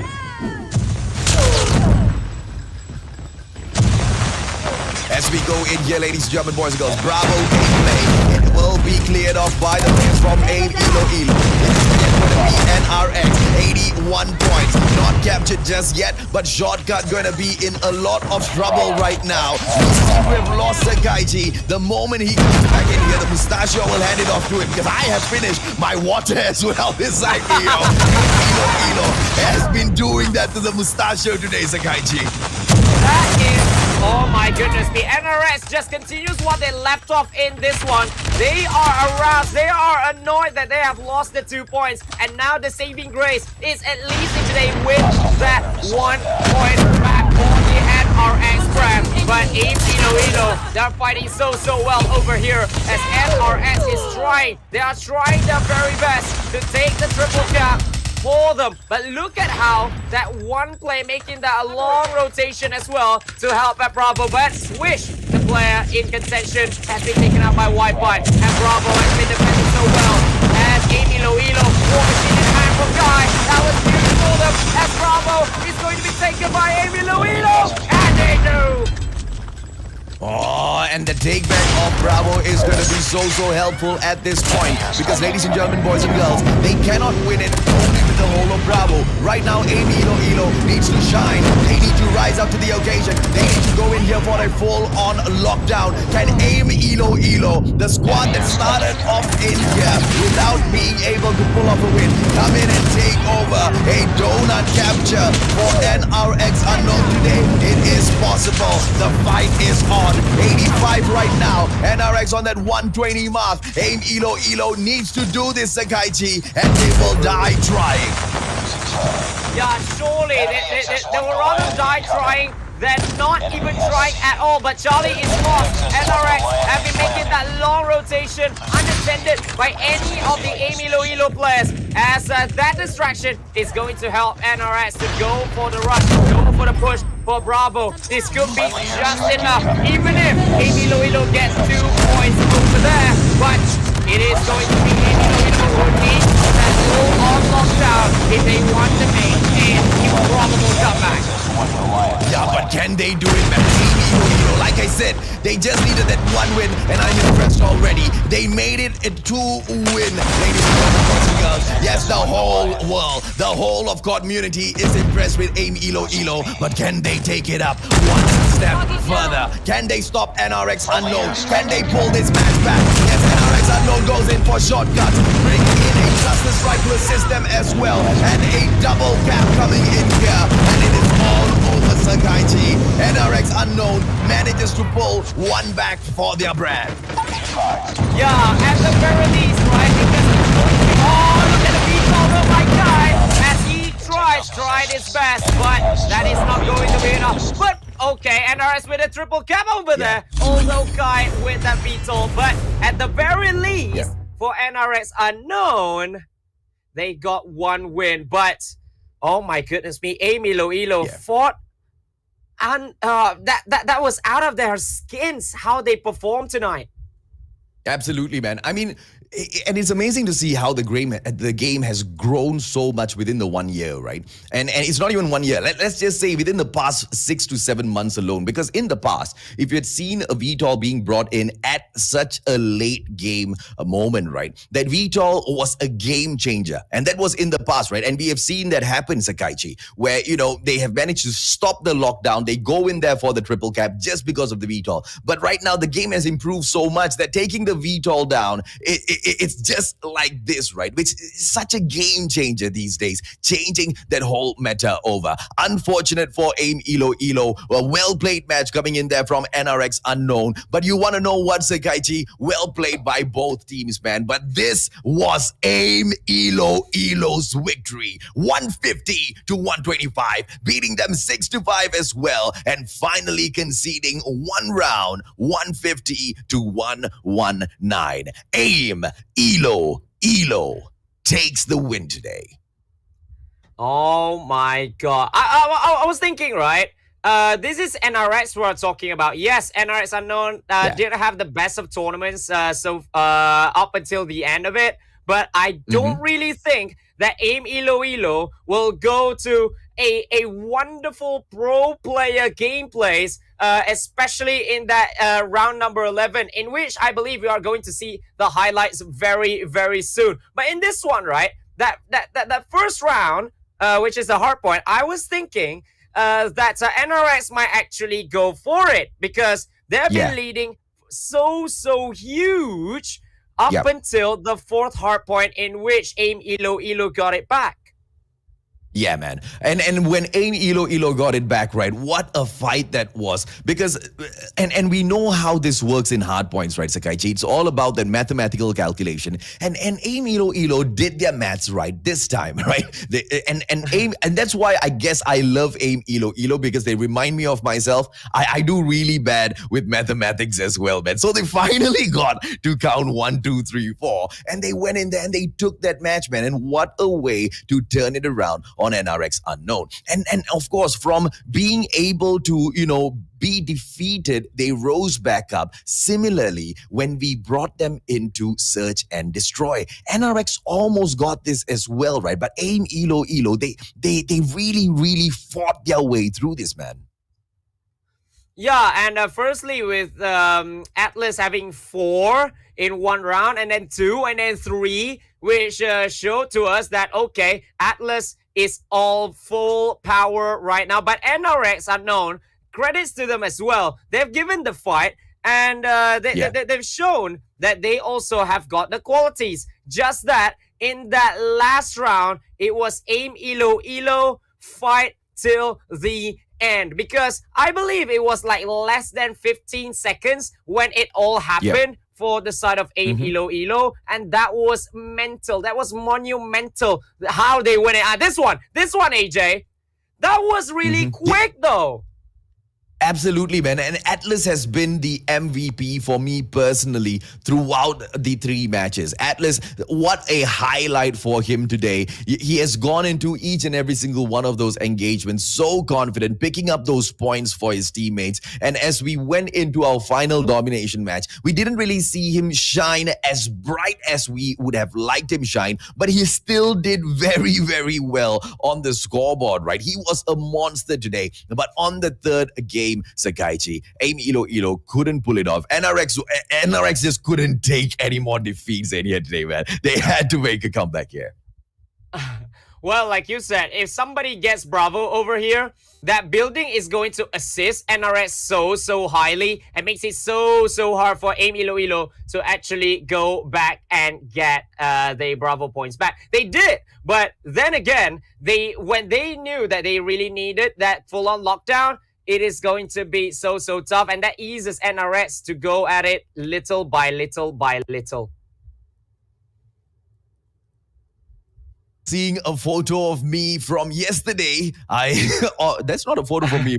That was a photo from me from before we were preparing for this whole session, man. But I'm glad, although I'm stuck at that position, ladies and gentlemen, boys and girls, you do not see me half naked in that frame, okay? This is very, very dangerous, man. Ladies and gentlemen, boys and girls, AIM Iloilo coming in here for that fantastic gameplay as we go through the day, man. I mean, NRX Unknown, they fought valiantly, but I mean, kudos to both teams. Very well played by AIM Iloilo. Super proud of them. Unfortunately, we couldn't sing that song for them, Sakaichi, but hopefully we see them next time around and we pull that off. Ladies and gentlemen, boys and girls, on that note, let me fix my cam, get some water. 3 minutes, Sakaichi. Right back.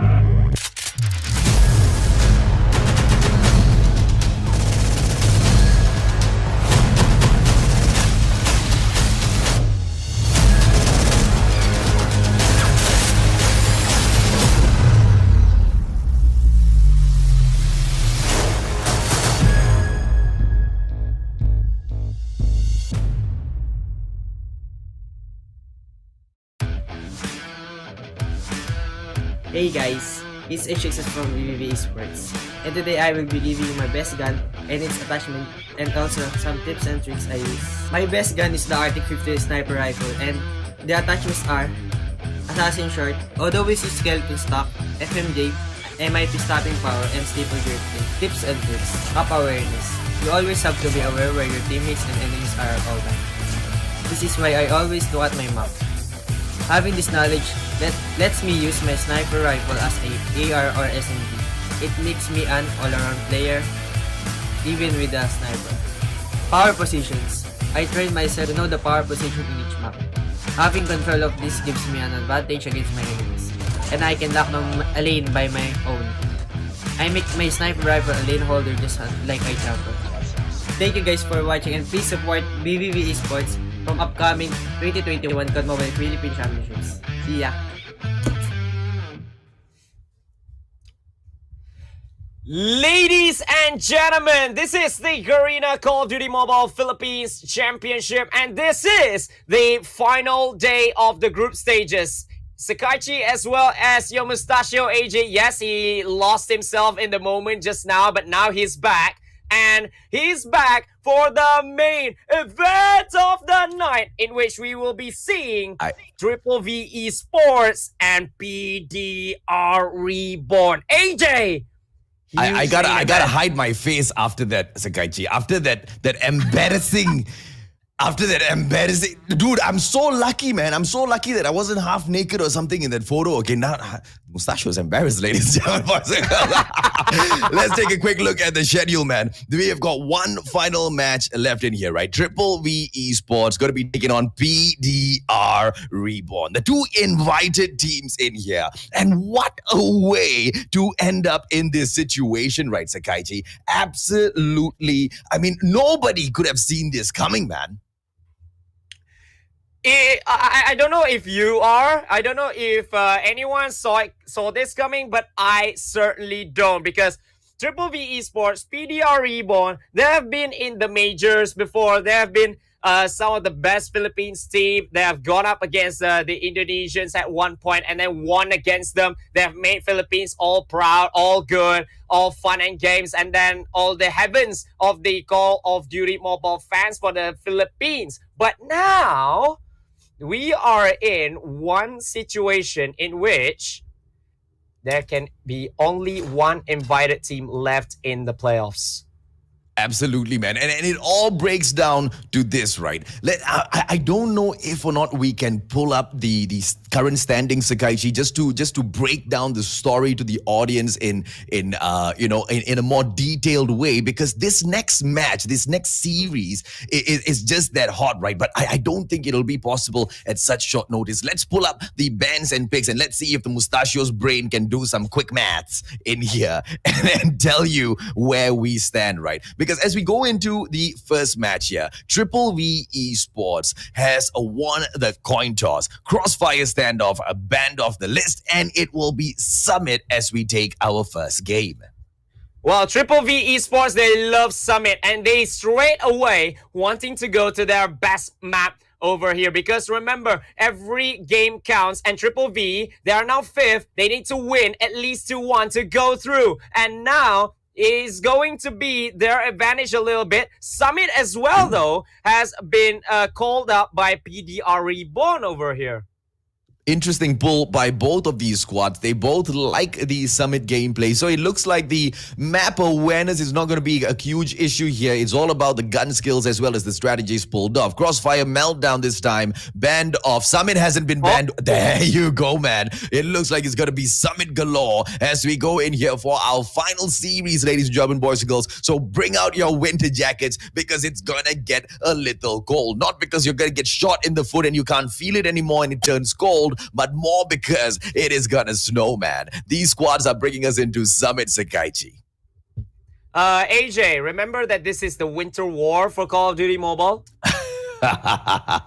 We have the winter war in the Philippines Championship. Bring on all the summits. Triple V and PDR Reborn, they are going to see, because this is where the winners will go through, the losers go home. Yeah. This is going to be the game, the biggest game of their lives, because in this national championships, if you want to go all the way, here you go. Like I said, PDR Reborn on 4th with 12 wins. Triple V Esports 11-7 in 5th. But the permutations are simple. Whoever wins goes, even if it's 2-1. Absolutely. Absolutely, man. Even if it is 2-1, right? Triple V Esports, can they secure that, ladies and gentlemen, boys and girls? PDR Reborn obviously will be attempting it. If they do take it 2-1, Sakaichi, here's the problem, right? PDR Reborn has got 13, Triple V Esports has got 13 as well. Then we will take it on a head-to-head because both of them will be exactly equal. PDR Esports, NU Anarchy, as well as RTL Legacy have already made this. This is the final final showdown, ladies and gentlemen, boys and girls. Like Sakaichi has already said, everything plays down to this. Triple V Esports, PDR Reborn. Unfortunately, only one can make it through.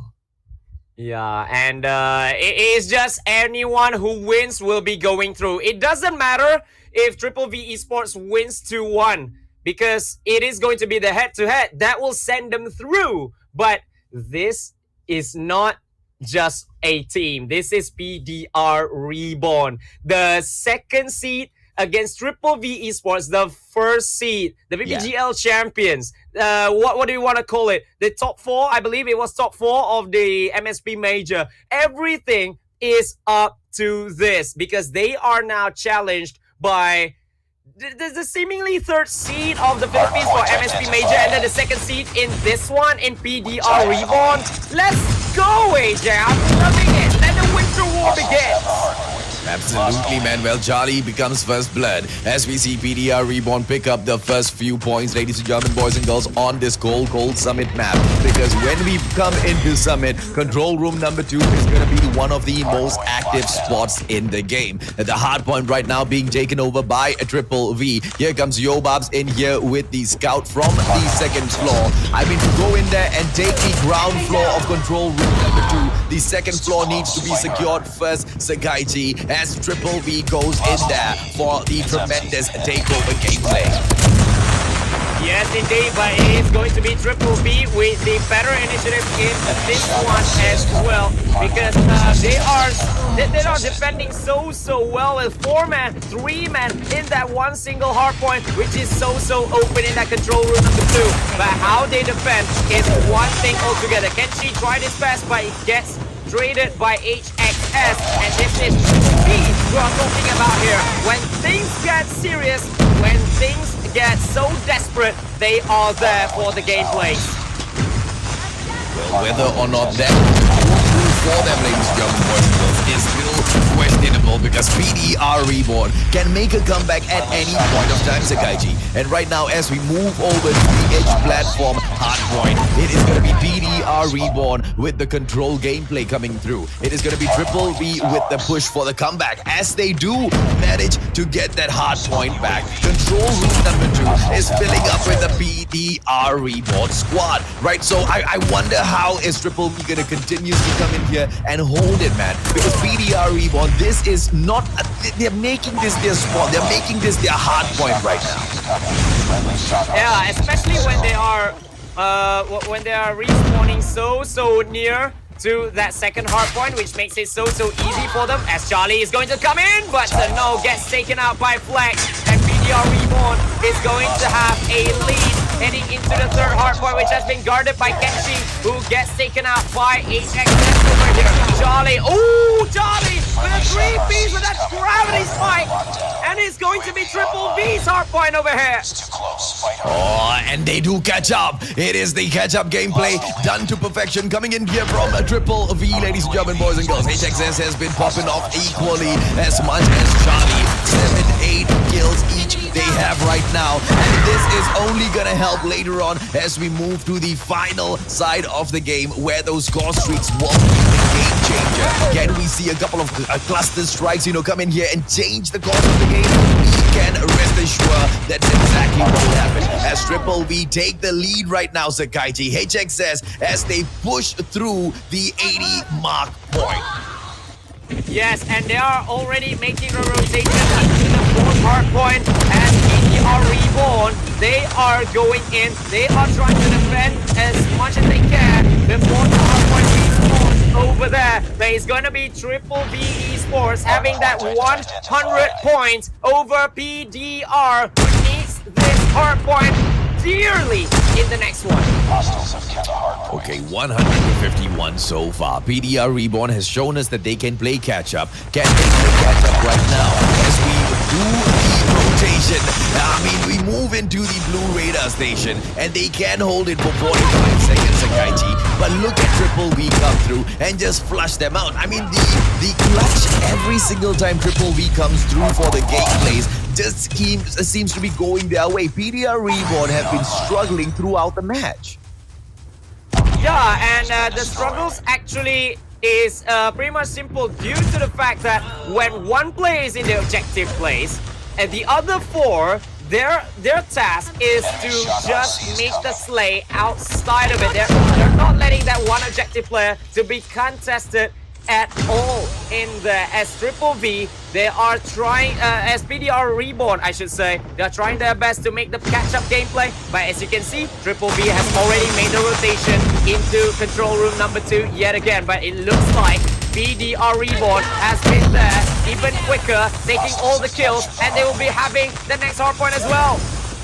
Ooh, and the next hard point, ladies and gentlemen, boys and girls, will be none other than the control room number 2, which was so difficult to control at the start of the game. Look at that scoreboard as we speak. PDR Reborn with the catch-up gameplay. I mean, the two squads just so equally matched up in here, ladies and gentlemen, boys and girls. Sekaiichi, there's just no telling them apart. There's no pulling them apart and saying which side is the better squad. And can the scoreboard at least help us get that done? Triple V for that comeback in there right now as they take over the control room, and PDR will snatch it right back. This is that back and forth gameplay I'm talking about. Yeah, with that war machine out PDR Reborn. Look at Charlie yet again. All the gravity spikes that are coming in, and they've just got it for the last 10 seconds. But they need to make the rotation as soon as possible because it is going back to the second hardpoint where it is going to be chaos yet again. But it seems like Triple B is going to get there first, and with Cluster Strike helping them as well, they are going to secure it first before PDR even has something to say about that.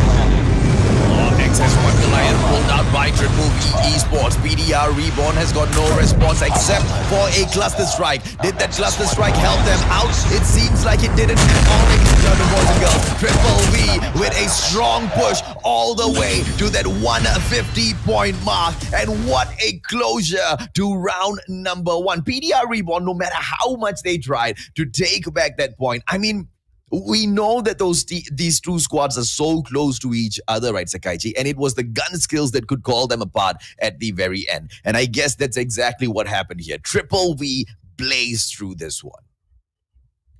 Yeah, and I believe the turnover for the game surely must be Charlie with that 3-piece on that gravity spike in that third hardpoint, because that has PDR Reborn spawning so far away from that third hardpoint, which makes it even easier for Triple V to actually oust them out from outside, and then Charlie being there all alone, and then letting the objective player to come in and letting them to go to that 100-point mark. Although PDR Reborn tried their best in the next hardpoints, but that alone has given them so huge of an advantage, although it has been caught up just a few moments. But Triple V, they never gave up. They have been, okay, one player coming and contest, that is going to stop the points, right? Although they lose, that actually has wasted the time a little bit. And when they got it in the last 10 seconds in that control room number 2, we all know that it's going to be Triple V's game.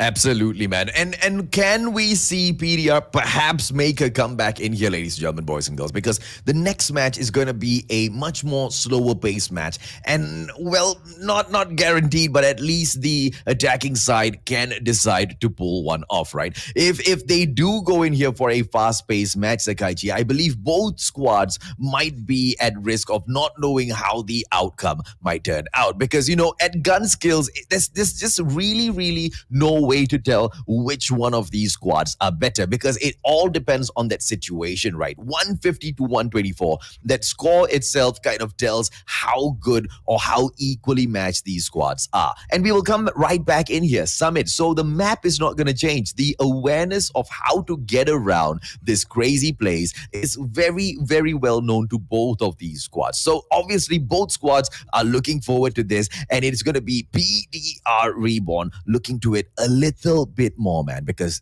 they want redemption.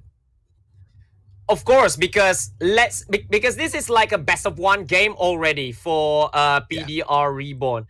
If they lose, no matter what happened in the third game, they are out of the competition, and they don't want that to happen so early. At least if they win and they take it to game number 3, then all the thrills are going to come.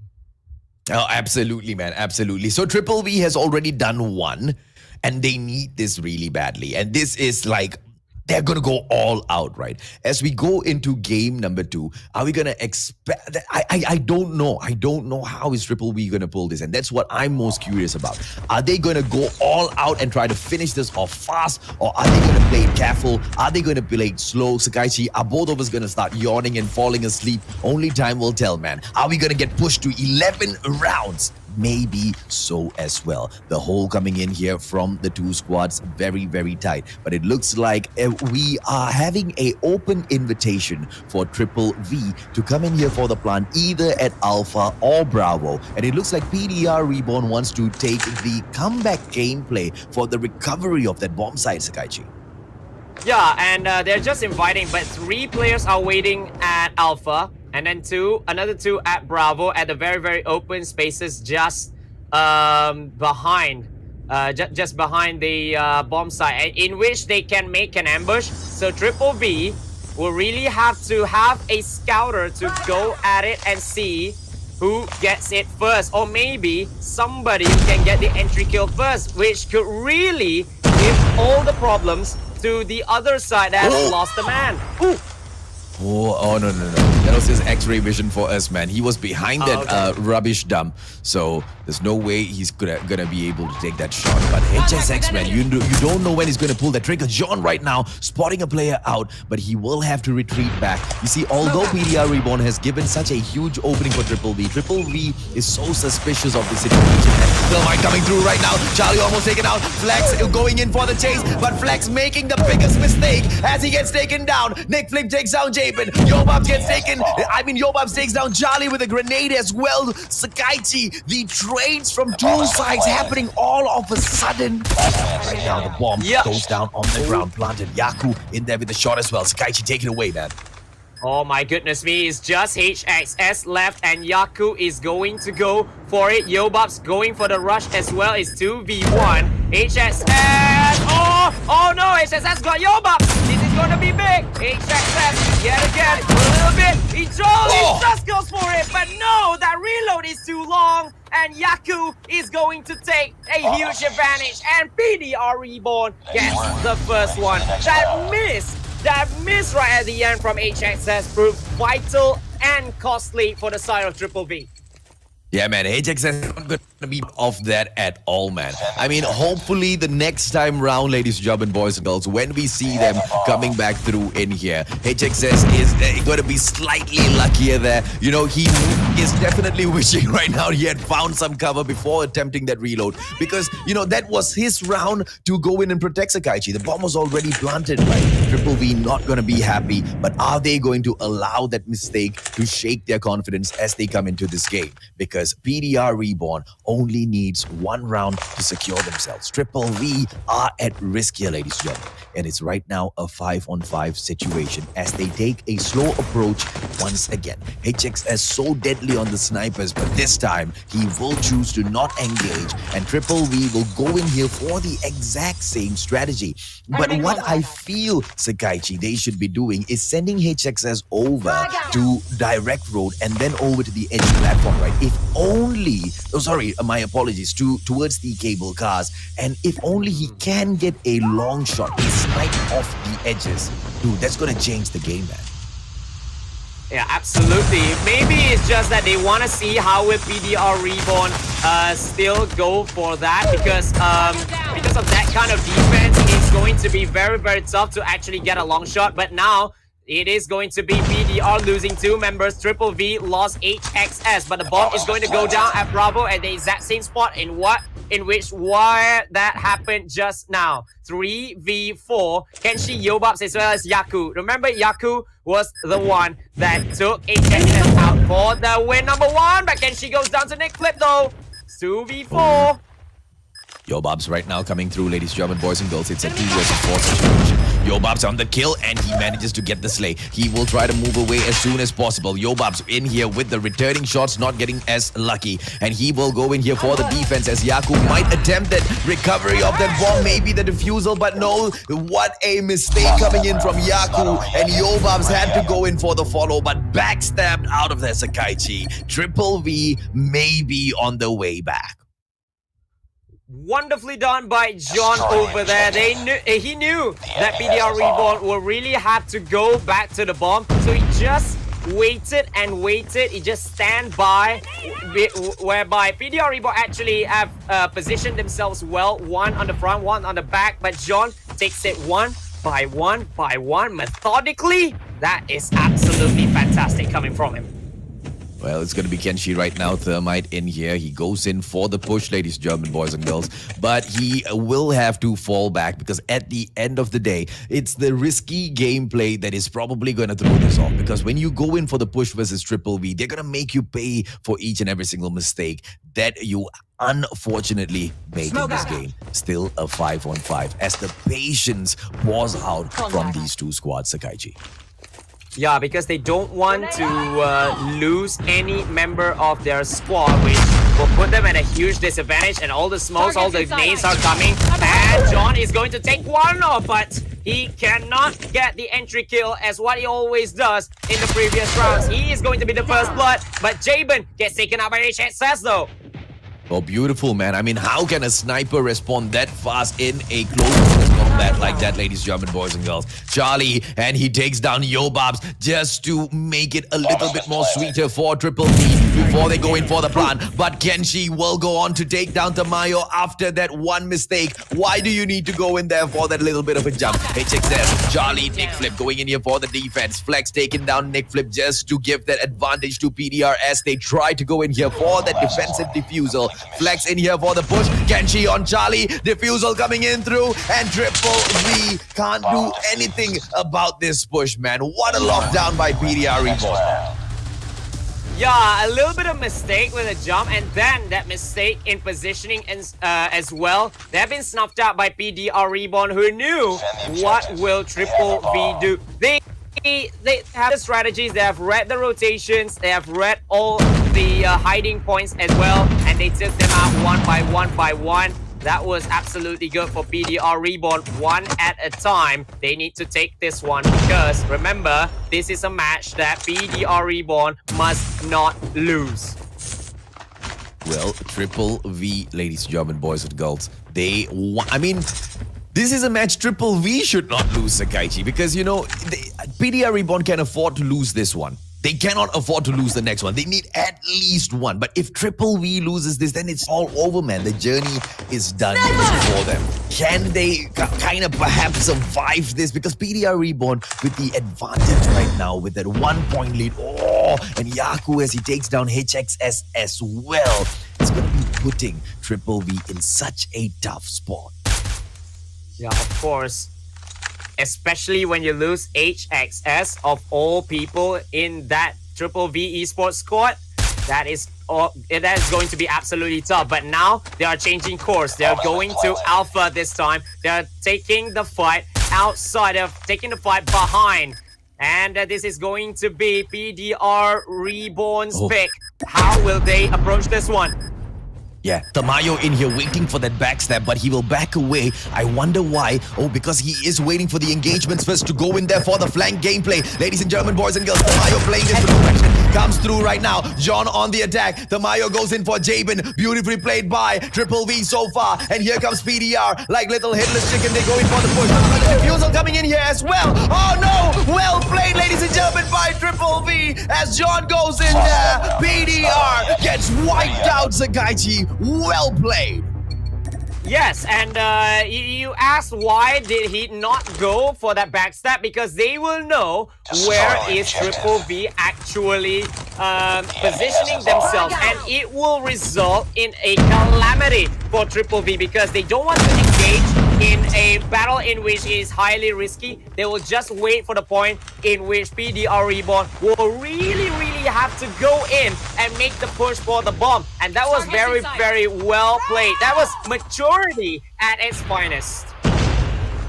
it'll be absolutely unfortunate for PDR Reborn if they actually lose the next 2 rounds. Do you know how much they will regret not... I mean, I feel like when PDR Reborn took the match up against PDR Esports, PDR Reborn wasn't giving their best on that day. And can you imagine how that's going to come back and bite them in their little butts so badly in this match, Sakaichi? Absolutely huge, but I don't know now because now they have lost Jabin, they have lost Yaku, which is one of the best players in this game so far. Bomb planted at Alpha, so yet again, Triple V is going to wait for the engagement of PDR Reborn. Also, will it be... Ooh, that trophy is going to hurt, and Flex is down by John as well. It's just Yobas and Kenshi though, AJ. This one might just be Triple V for the win. Jobabs takes down HXS. Oh, and he takes down Charlie as well. Sorry, my apologies. Kenshi was the one in there with the Charlie shot. It's a 2 versus 3 situation. Kenshi as well as Jobabs more than capable of taking this on. There you go. As John gets shut down. It's a 2 versus 1. Tamayo with that crazy shot. Nick Flip finishes it off. Triple V taking the 3rd point in here so far, Sakaichi, as we switch sides. Yeah, the switching of sides, but yet again, when Triple V get the bomb down at Alpha, PDR Reborn never saw that coming because it was always a lot of flanks. There was always a lot of places in which you can actually engage in a very, very open battle. And I believe that Triple V had, after they lost that the 2 rounds in which they tried to go at Bravo, they went for Alpha, which is the more better approach, and then going with the maturity of waiting for PDR Reborn to come at them first. You don't come at them when you are on the attacking side. Then you need to get them to come at you first before you strike them back. Well, can they strike in a way where Triple V will not expect, because they've already planted the bomb and right now they are waiting for Triple V to come in for the push, because this needs to be a defusal within the next 15 seconds and it's going to be so difficult with the number of players alive. But Triple V right now making this so difficult for PDR as Nick Flip goes in here and it's going to be Flex taking up 1 versus 3. Flex with that Fennec, ladies and gentlemen, boys and girls, just runs around, takes down the diffuser, but it will not be enough. But well what? It was just enough, Sakaichi. Of course, and running around like that, although you are the only man left, that is more than enough to actually make the distraction for the time. And that was okay, that was unorthodox, that was funny a little bit, but that was the one that gave PDR Reborn a chance to actually get back into this game. The equalizing point. Like what I said just now. I don't go at you when I'm the attacking side after I make that bomb plan. You come at me. No, bro. I mean, him running around was not the highlight there. Because if he did not kill that 1 player before dying, his running around would have meant Jack doo-doo. You get what I'm saying? He ran around, he survived that for long enough to take down just specifically the guy who was defusing the bomb to save that round for PDR Reborn, ladies and gentlemen, boys and girls. That might be that winning play if PDR Reborn manages to come back. And right now, HXS trying to stop the momentum of PDR. Goes in there with a shot, and it's a 5-on-4 situation. Can PDR keep up that momentum? Flex goes in, but Charlie shuts him down. Oh, another big hit, Sakaichi. Yeah, because the bomb is on the ground now, so PDR will really need to come at it. And Triple V now says to PDR, you come at us now because we've got the bomb hostage and you need to take us all down before you do it. HXS okay, now they overheard even further, and Charlie must finish that off. Round coming here from Triple V, ladies and gentlemen, boys and girls, as they take point number 4. Just 2 more rounds. If they can continue to do this, they will shut PDR Reborn down and they will bring them in to the final match. It's or die for both.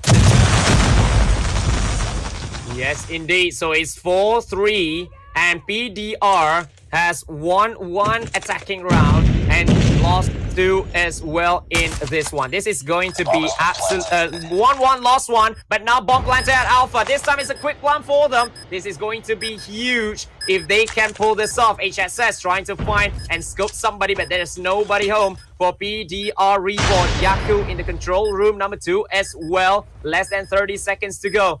But Triple V, they're waiting so long to actually make the engagement. Yaku got John. 1 shot, 1 kill over there. Look at the time though. HXS Tamayo. Oh, Triple V popping off all of a sudden, and it's a 3-on-2 situation. It's gonna be Charlie, and he goes in for Genji. Charlie getting taken down, but HXS puts the final bullet in there, and Triple V, ladies and gentlemen, boys and girls, loses this as PDR Reborn does just enough to defend it. Yeah, I believe yes. The push at the last 15 seconds was good. Just that one player who was going for the defusal, he gets taken out. And that forced Triple V, another player, to go at it and then make the trade that kills everyone from PDR Reborn. But when I see that timer goes to 4, we all know what happens next. That PDR Reborn has just done enough to equalize it yet again. So Triple V, if they want to do it again, if let's say that quick push is going to go it again, they will really need to go for the push earlier than what they did just now. Right now, PDR is stuck, ladies and gentlemen, boys and girls, over at the container area and locked down by none other than HXS, who's very, very close to them. Are they going to go in here for a quick push? But HXS is looking towards the other side, and that it will be towards the blue radar station, the entrance from the upper floor into control room number 2. Yaku can go in here for a quick backstab, but he does not have this particular intel that we do. And so he's going to go in here for a push very bravely through control room number 2. One player right here behind him. It's going to be Tamayo. Yaku is going to be holding his back very close to this wall as he goes in here for the cross. And it looks like it's going to be a plan at Alpha. Can we see PDR Reborn take this round back as HXS? He will go in here from the cable car platform. And the fight is on, Sakaiji. Oh, this is gonna be huge. If PDR Reborn can pull this off with just 3 men going up against 4 of Triple V. Yaku is waiting. He tries to take Charlie on. Yeah, he gets Charlie. It's 3v3. Now, whoever is coming next. Yobux is down. So 3v2. Somebody needs to come in. And all 3 is rushing it all at the same time. Yaku tries to take him on. Oh, Genshi gets 2. Oh, Genshi 2 with a snipe. With 3 in the snipe. Well played! That is huge for PDR Reborn. Unfortunate for Triple V. PDR Reborn as they go in there for the push. What a tremendous comeback in here. It is PDR Reborn in here with the advantage. They are the attacking side and they have pulled the attacking side so beautifully so far into the lead, ladies and gentlemen, boys and girls. How can we see Triple V come back in here? Because if Triple V loses this one match, Sakaichi, it may all be over for them. PDR Reborn trying to put themselves over, man. I don't know if they're going to be able to succeed right now. Oh, let's say if PDR Reborn wins this, then the third game will actually be the biggest one. It will be the biggest domination because it's all a best of 1 already. Planting at Alpha. This time, they're doing exactly what Triple V is doing because they are going to attack from up above. But Nick Flip takes down Flex. It's 4v4 still. It's still not done yet. And Yaku is attacking from up above. Oh, ho, ho. They get it at the same time. Each other at the same time.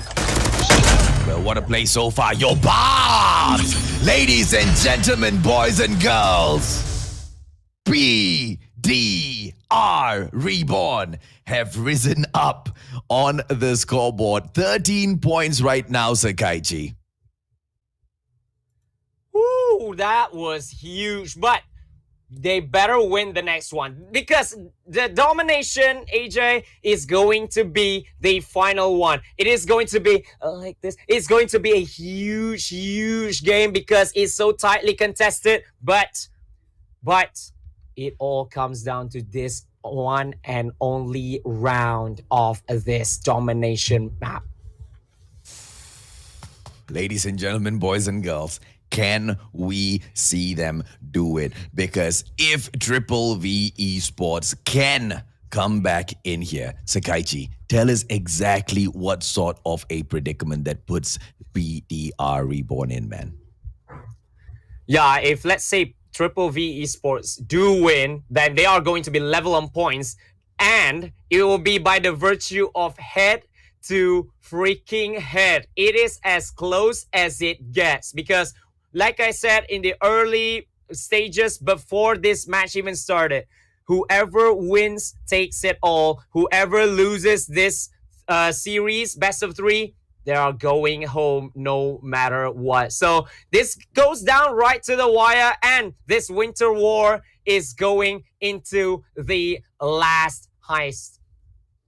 I mean, Triple V, man, they were really attempting the 3-0. If they were able to pull it off, obviously, you know, the story here would be so different, ladies and gentlemen, boys and girls. But right now, PDR has put them into a position where it is all out there for the taking. Talk about a domination match to call the closure here on the final day between the 2 invited teams. Ladies and gentlemen, boys and girls, I give you PDR Reborn taking on Triple V at the finals here. The one to win takes it all, Sakaichi. Let's go, man.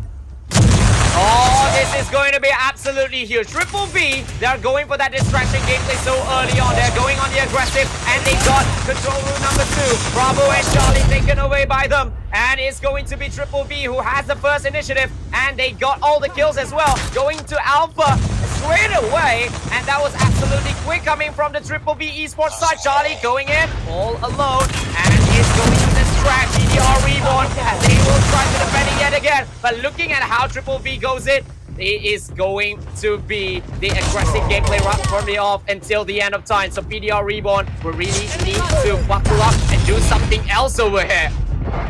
And we've seen PDR also aggressive side to themselves, and they can bring on that aggression when they look at JP coming through with his KRM as he goes in for the attempt. But unfortunately, Triple V does not want to let go of 2 very important sites, and those sites are the edge platform together with the control room number 2, ladies and gentlemen, boys and girls. And the cable car platform, unfortunately, is only in the hands. Can they make a switch back around Sakaichi?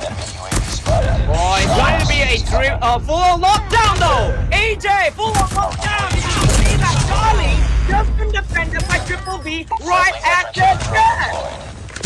I didn't, man. I mean, the screen froze on me for a few seconds there, and when it came back, we were at a full-on lockdown. Triple V just whooping through all the way, ladies and gentlemen, boys and girls. It's going to be 52-17 right now. Here comes HXS. War Machine popping off, and they will go in here for the cable car push as well. War Machine in hand. HXS might be able to do this solo as he gets knocked out of there, Sakaichi.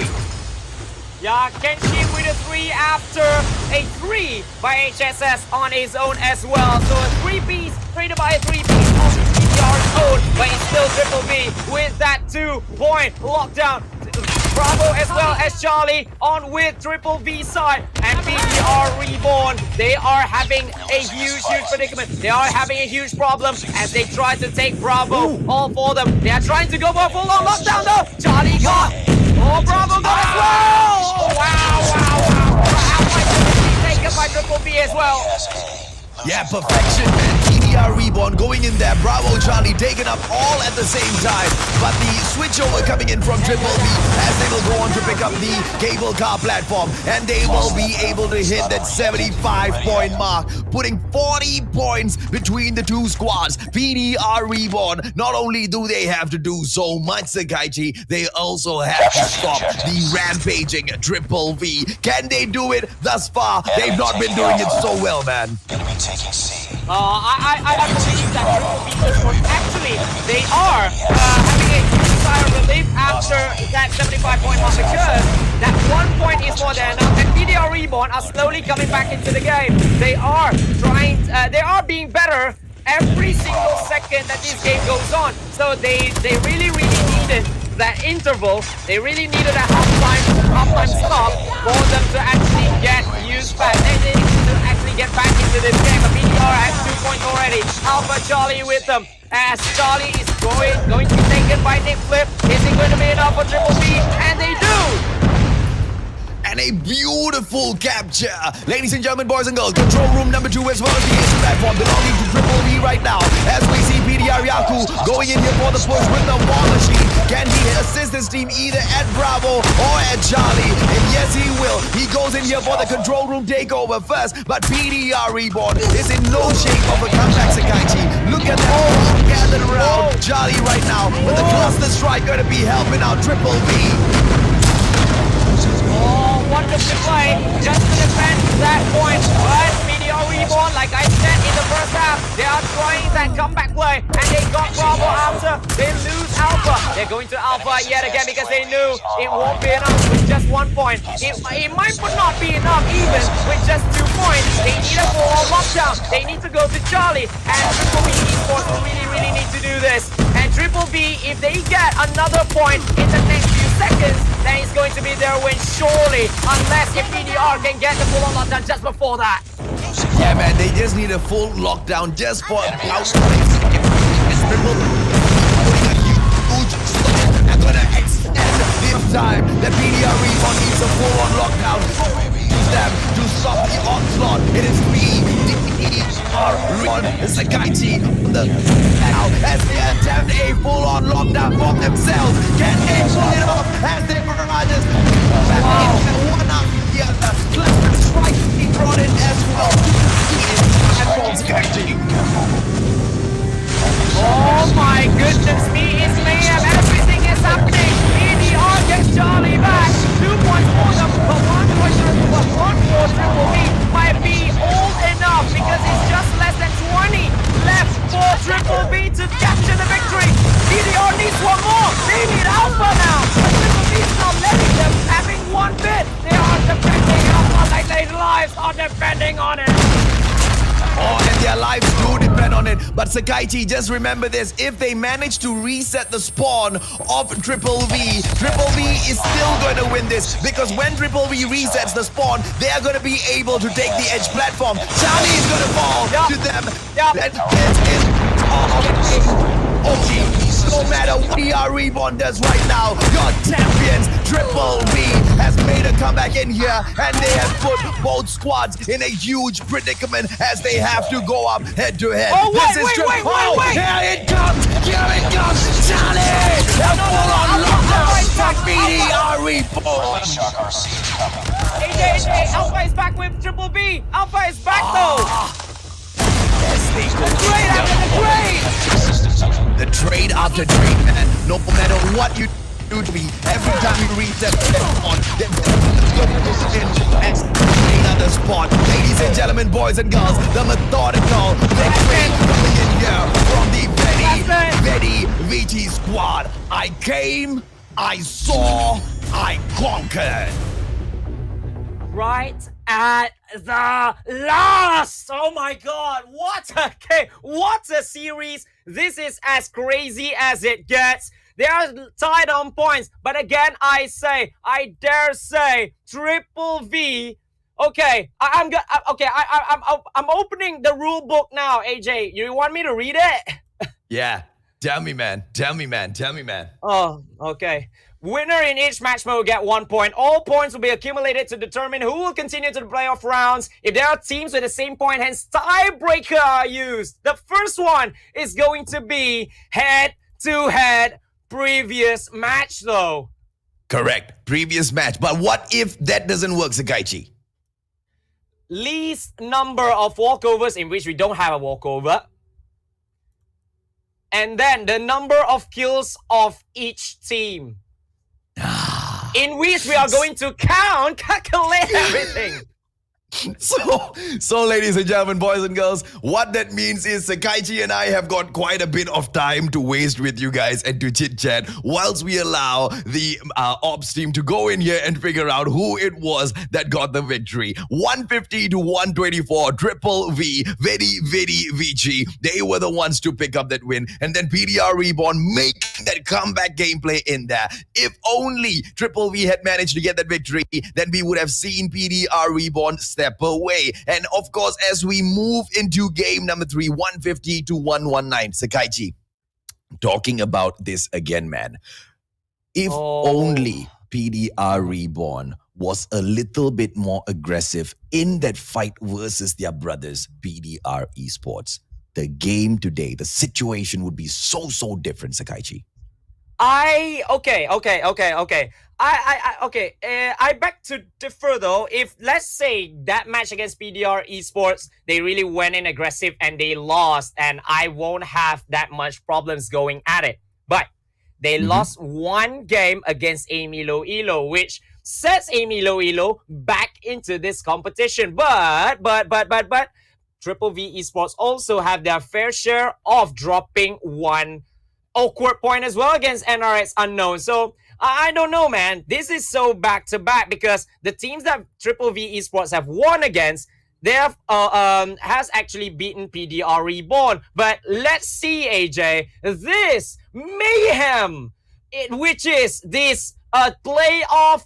What should we call it? Playoff final round? I don't know. Just take it away, This man. was a fight for survival, man. This was the fight for survival, right? And both teams wanted it equally, but Triple V would be the first one to slay. And as Triple V came into match number 2 to shut it down, ladies and gentlemen, boys and girls, the only way this was going to be a problem for Triple V is if it happened to be a 2-1 situation. If Triple V can get a full donut, then they're safe, right? But PDR Reborn, what a fight back, man. And round after round after round after round, the impact was felt of those rounds in the hearts of those fans, in our hearts as well. As you know, the gameplays of delay tactics came through. The gameplays of having to go in there 1 versus 3, 4 versus 1 clutches come through as well. PDR did extremely well and they went to get that victory. But as we came into domination though, Sakaichi, Oh, as we get into domination, it was all Triple V from the start. Charlie is always the main man going with that distraction gameplay, or even he will be calling the shots to go for Bravo instead of actually making that distraction, because they knew they have the confidence and they are not showing any mercy, because this is Veni Vidi Vici, all right? They are coming here to conquer this competition, and they will be doing so by conquering their fellow invited team in PDR Reborn. Although PDR Reborn, they tried to go for that full-on lockdown as well. As you can see now, AJ, it is Triple V Esports by the virtue of head-to-head going into the playoffs as the final team to go there. Congratulations, Triple V Esports, making it to the top 4. absolutely well-played matches coming in from all of these top 4 squads. Too bad, PDR Reborn. Y'all can try again next time round. But what a valiant effort, Sakaichi, to bring it all the way down here and to score 13 points equal with the other, invited squad, and to take it down to the wire, man, to that very final match. Very, very well played by PDR Reborn as well. It's not going to be an easy day for them after today, man. It's gonna be a tough night falling asleep today. Of course, because we can see the desperation maneuver, everything coming in as well. They went for the full-on lockdown, but then again, the spawn has been reset to the other side, and then, well, Triple V will be thinking, okay, we only needed 10 points, and they still need like what, some 30-odd points. So we just take 1 and you just stay here, and that was the result of the early ruthless aggression for Triple V Esports. Although they have a seemingly slow start into this one, they lost 1-2 to RTL Legacy earlier in the competition. But like I said, this is a marathon. This is a marathon, not a sprint. And Triple V Esports, well, as long as you get to the top 4, it's more than enough, AJ. Absolutely, man. As long as you get to the top 4, man. As long as you get to the top 4. But for the playoffs only, right? Because ladies and gentlemen, boys and girls, 25th as well as the 26th of February. Mark your calendars right now. 7 p.m. That's when this breaks down. NU Anarchy, Triple V, PDR Esports, as well as RTL Legacy go head to head. We find out who the Philippines champion will be, Sakaichi. Yes, and every single one of these top 4 teams will battle it out yet again. 2 days, and any one of these 4 has the equal chance. There's no if, buts, and maybes. We're talking about absolutes. They all have an equal chance of winning this one. Yes, seedings will be there, but it's all coming down to that playoffs as well. Who gets the better days? Who goes to scrims more, who battles more, who wants it more will be winning that $6,500 as well as the right to be called Philippines' very best. Well, will RTL Legacy continue their run in here, ladies and gentlemen, boys and girls, to be one of the most formidable, if not the most formidable Filipino team here in the Philippines Championship? Or are we going to see a different squad just steal the limelight away? Ladies and gentlemen, boys and girls, once again, don't forget 25th and the 26th of February. We will be back with you with more actions from the Philippines. This is the Mustachio AJ with the one and only Ayman Sakaichi Roshizam signing off. We'll catch you all next time. Good night.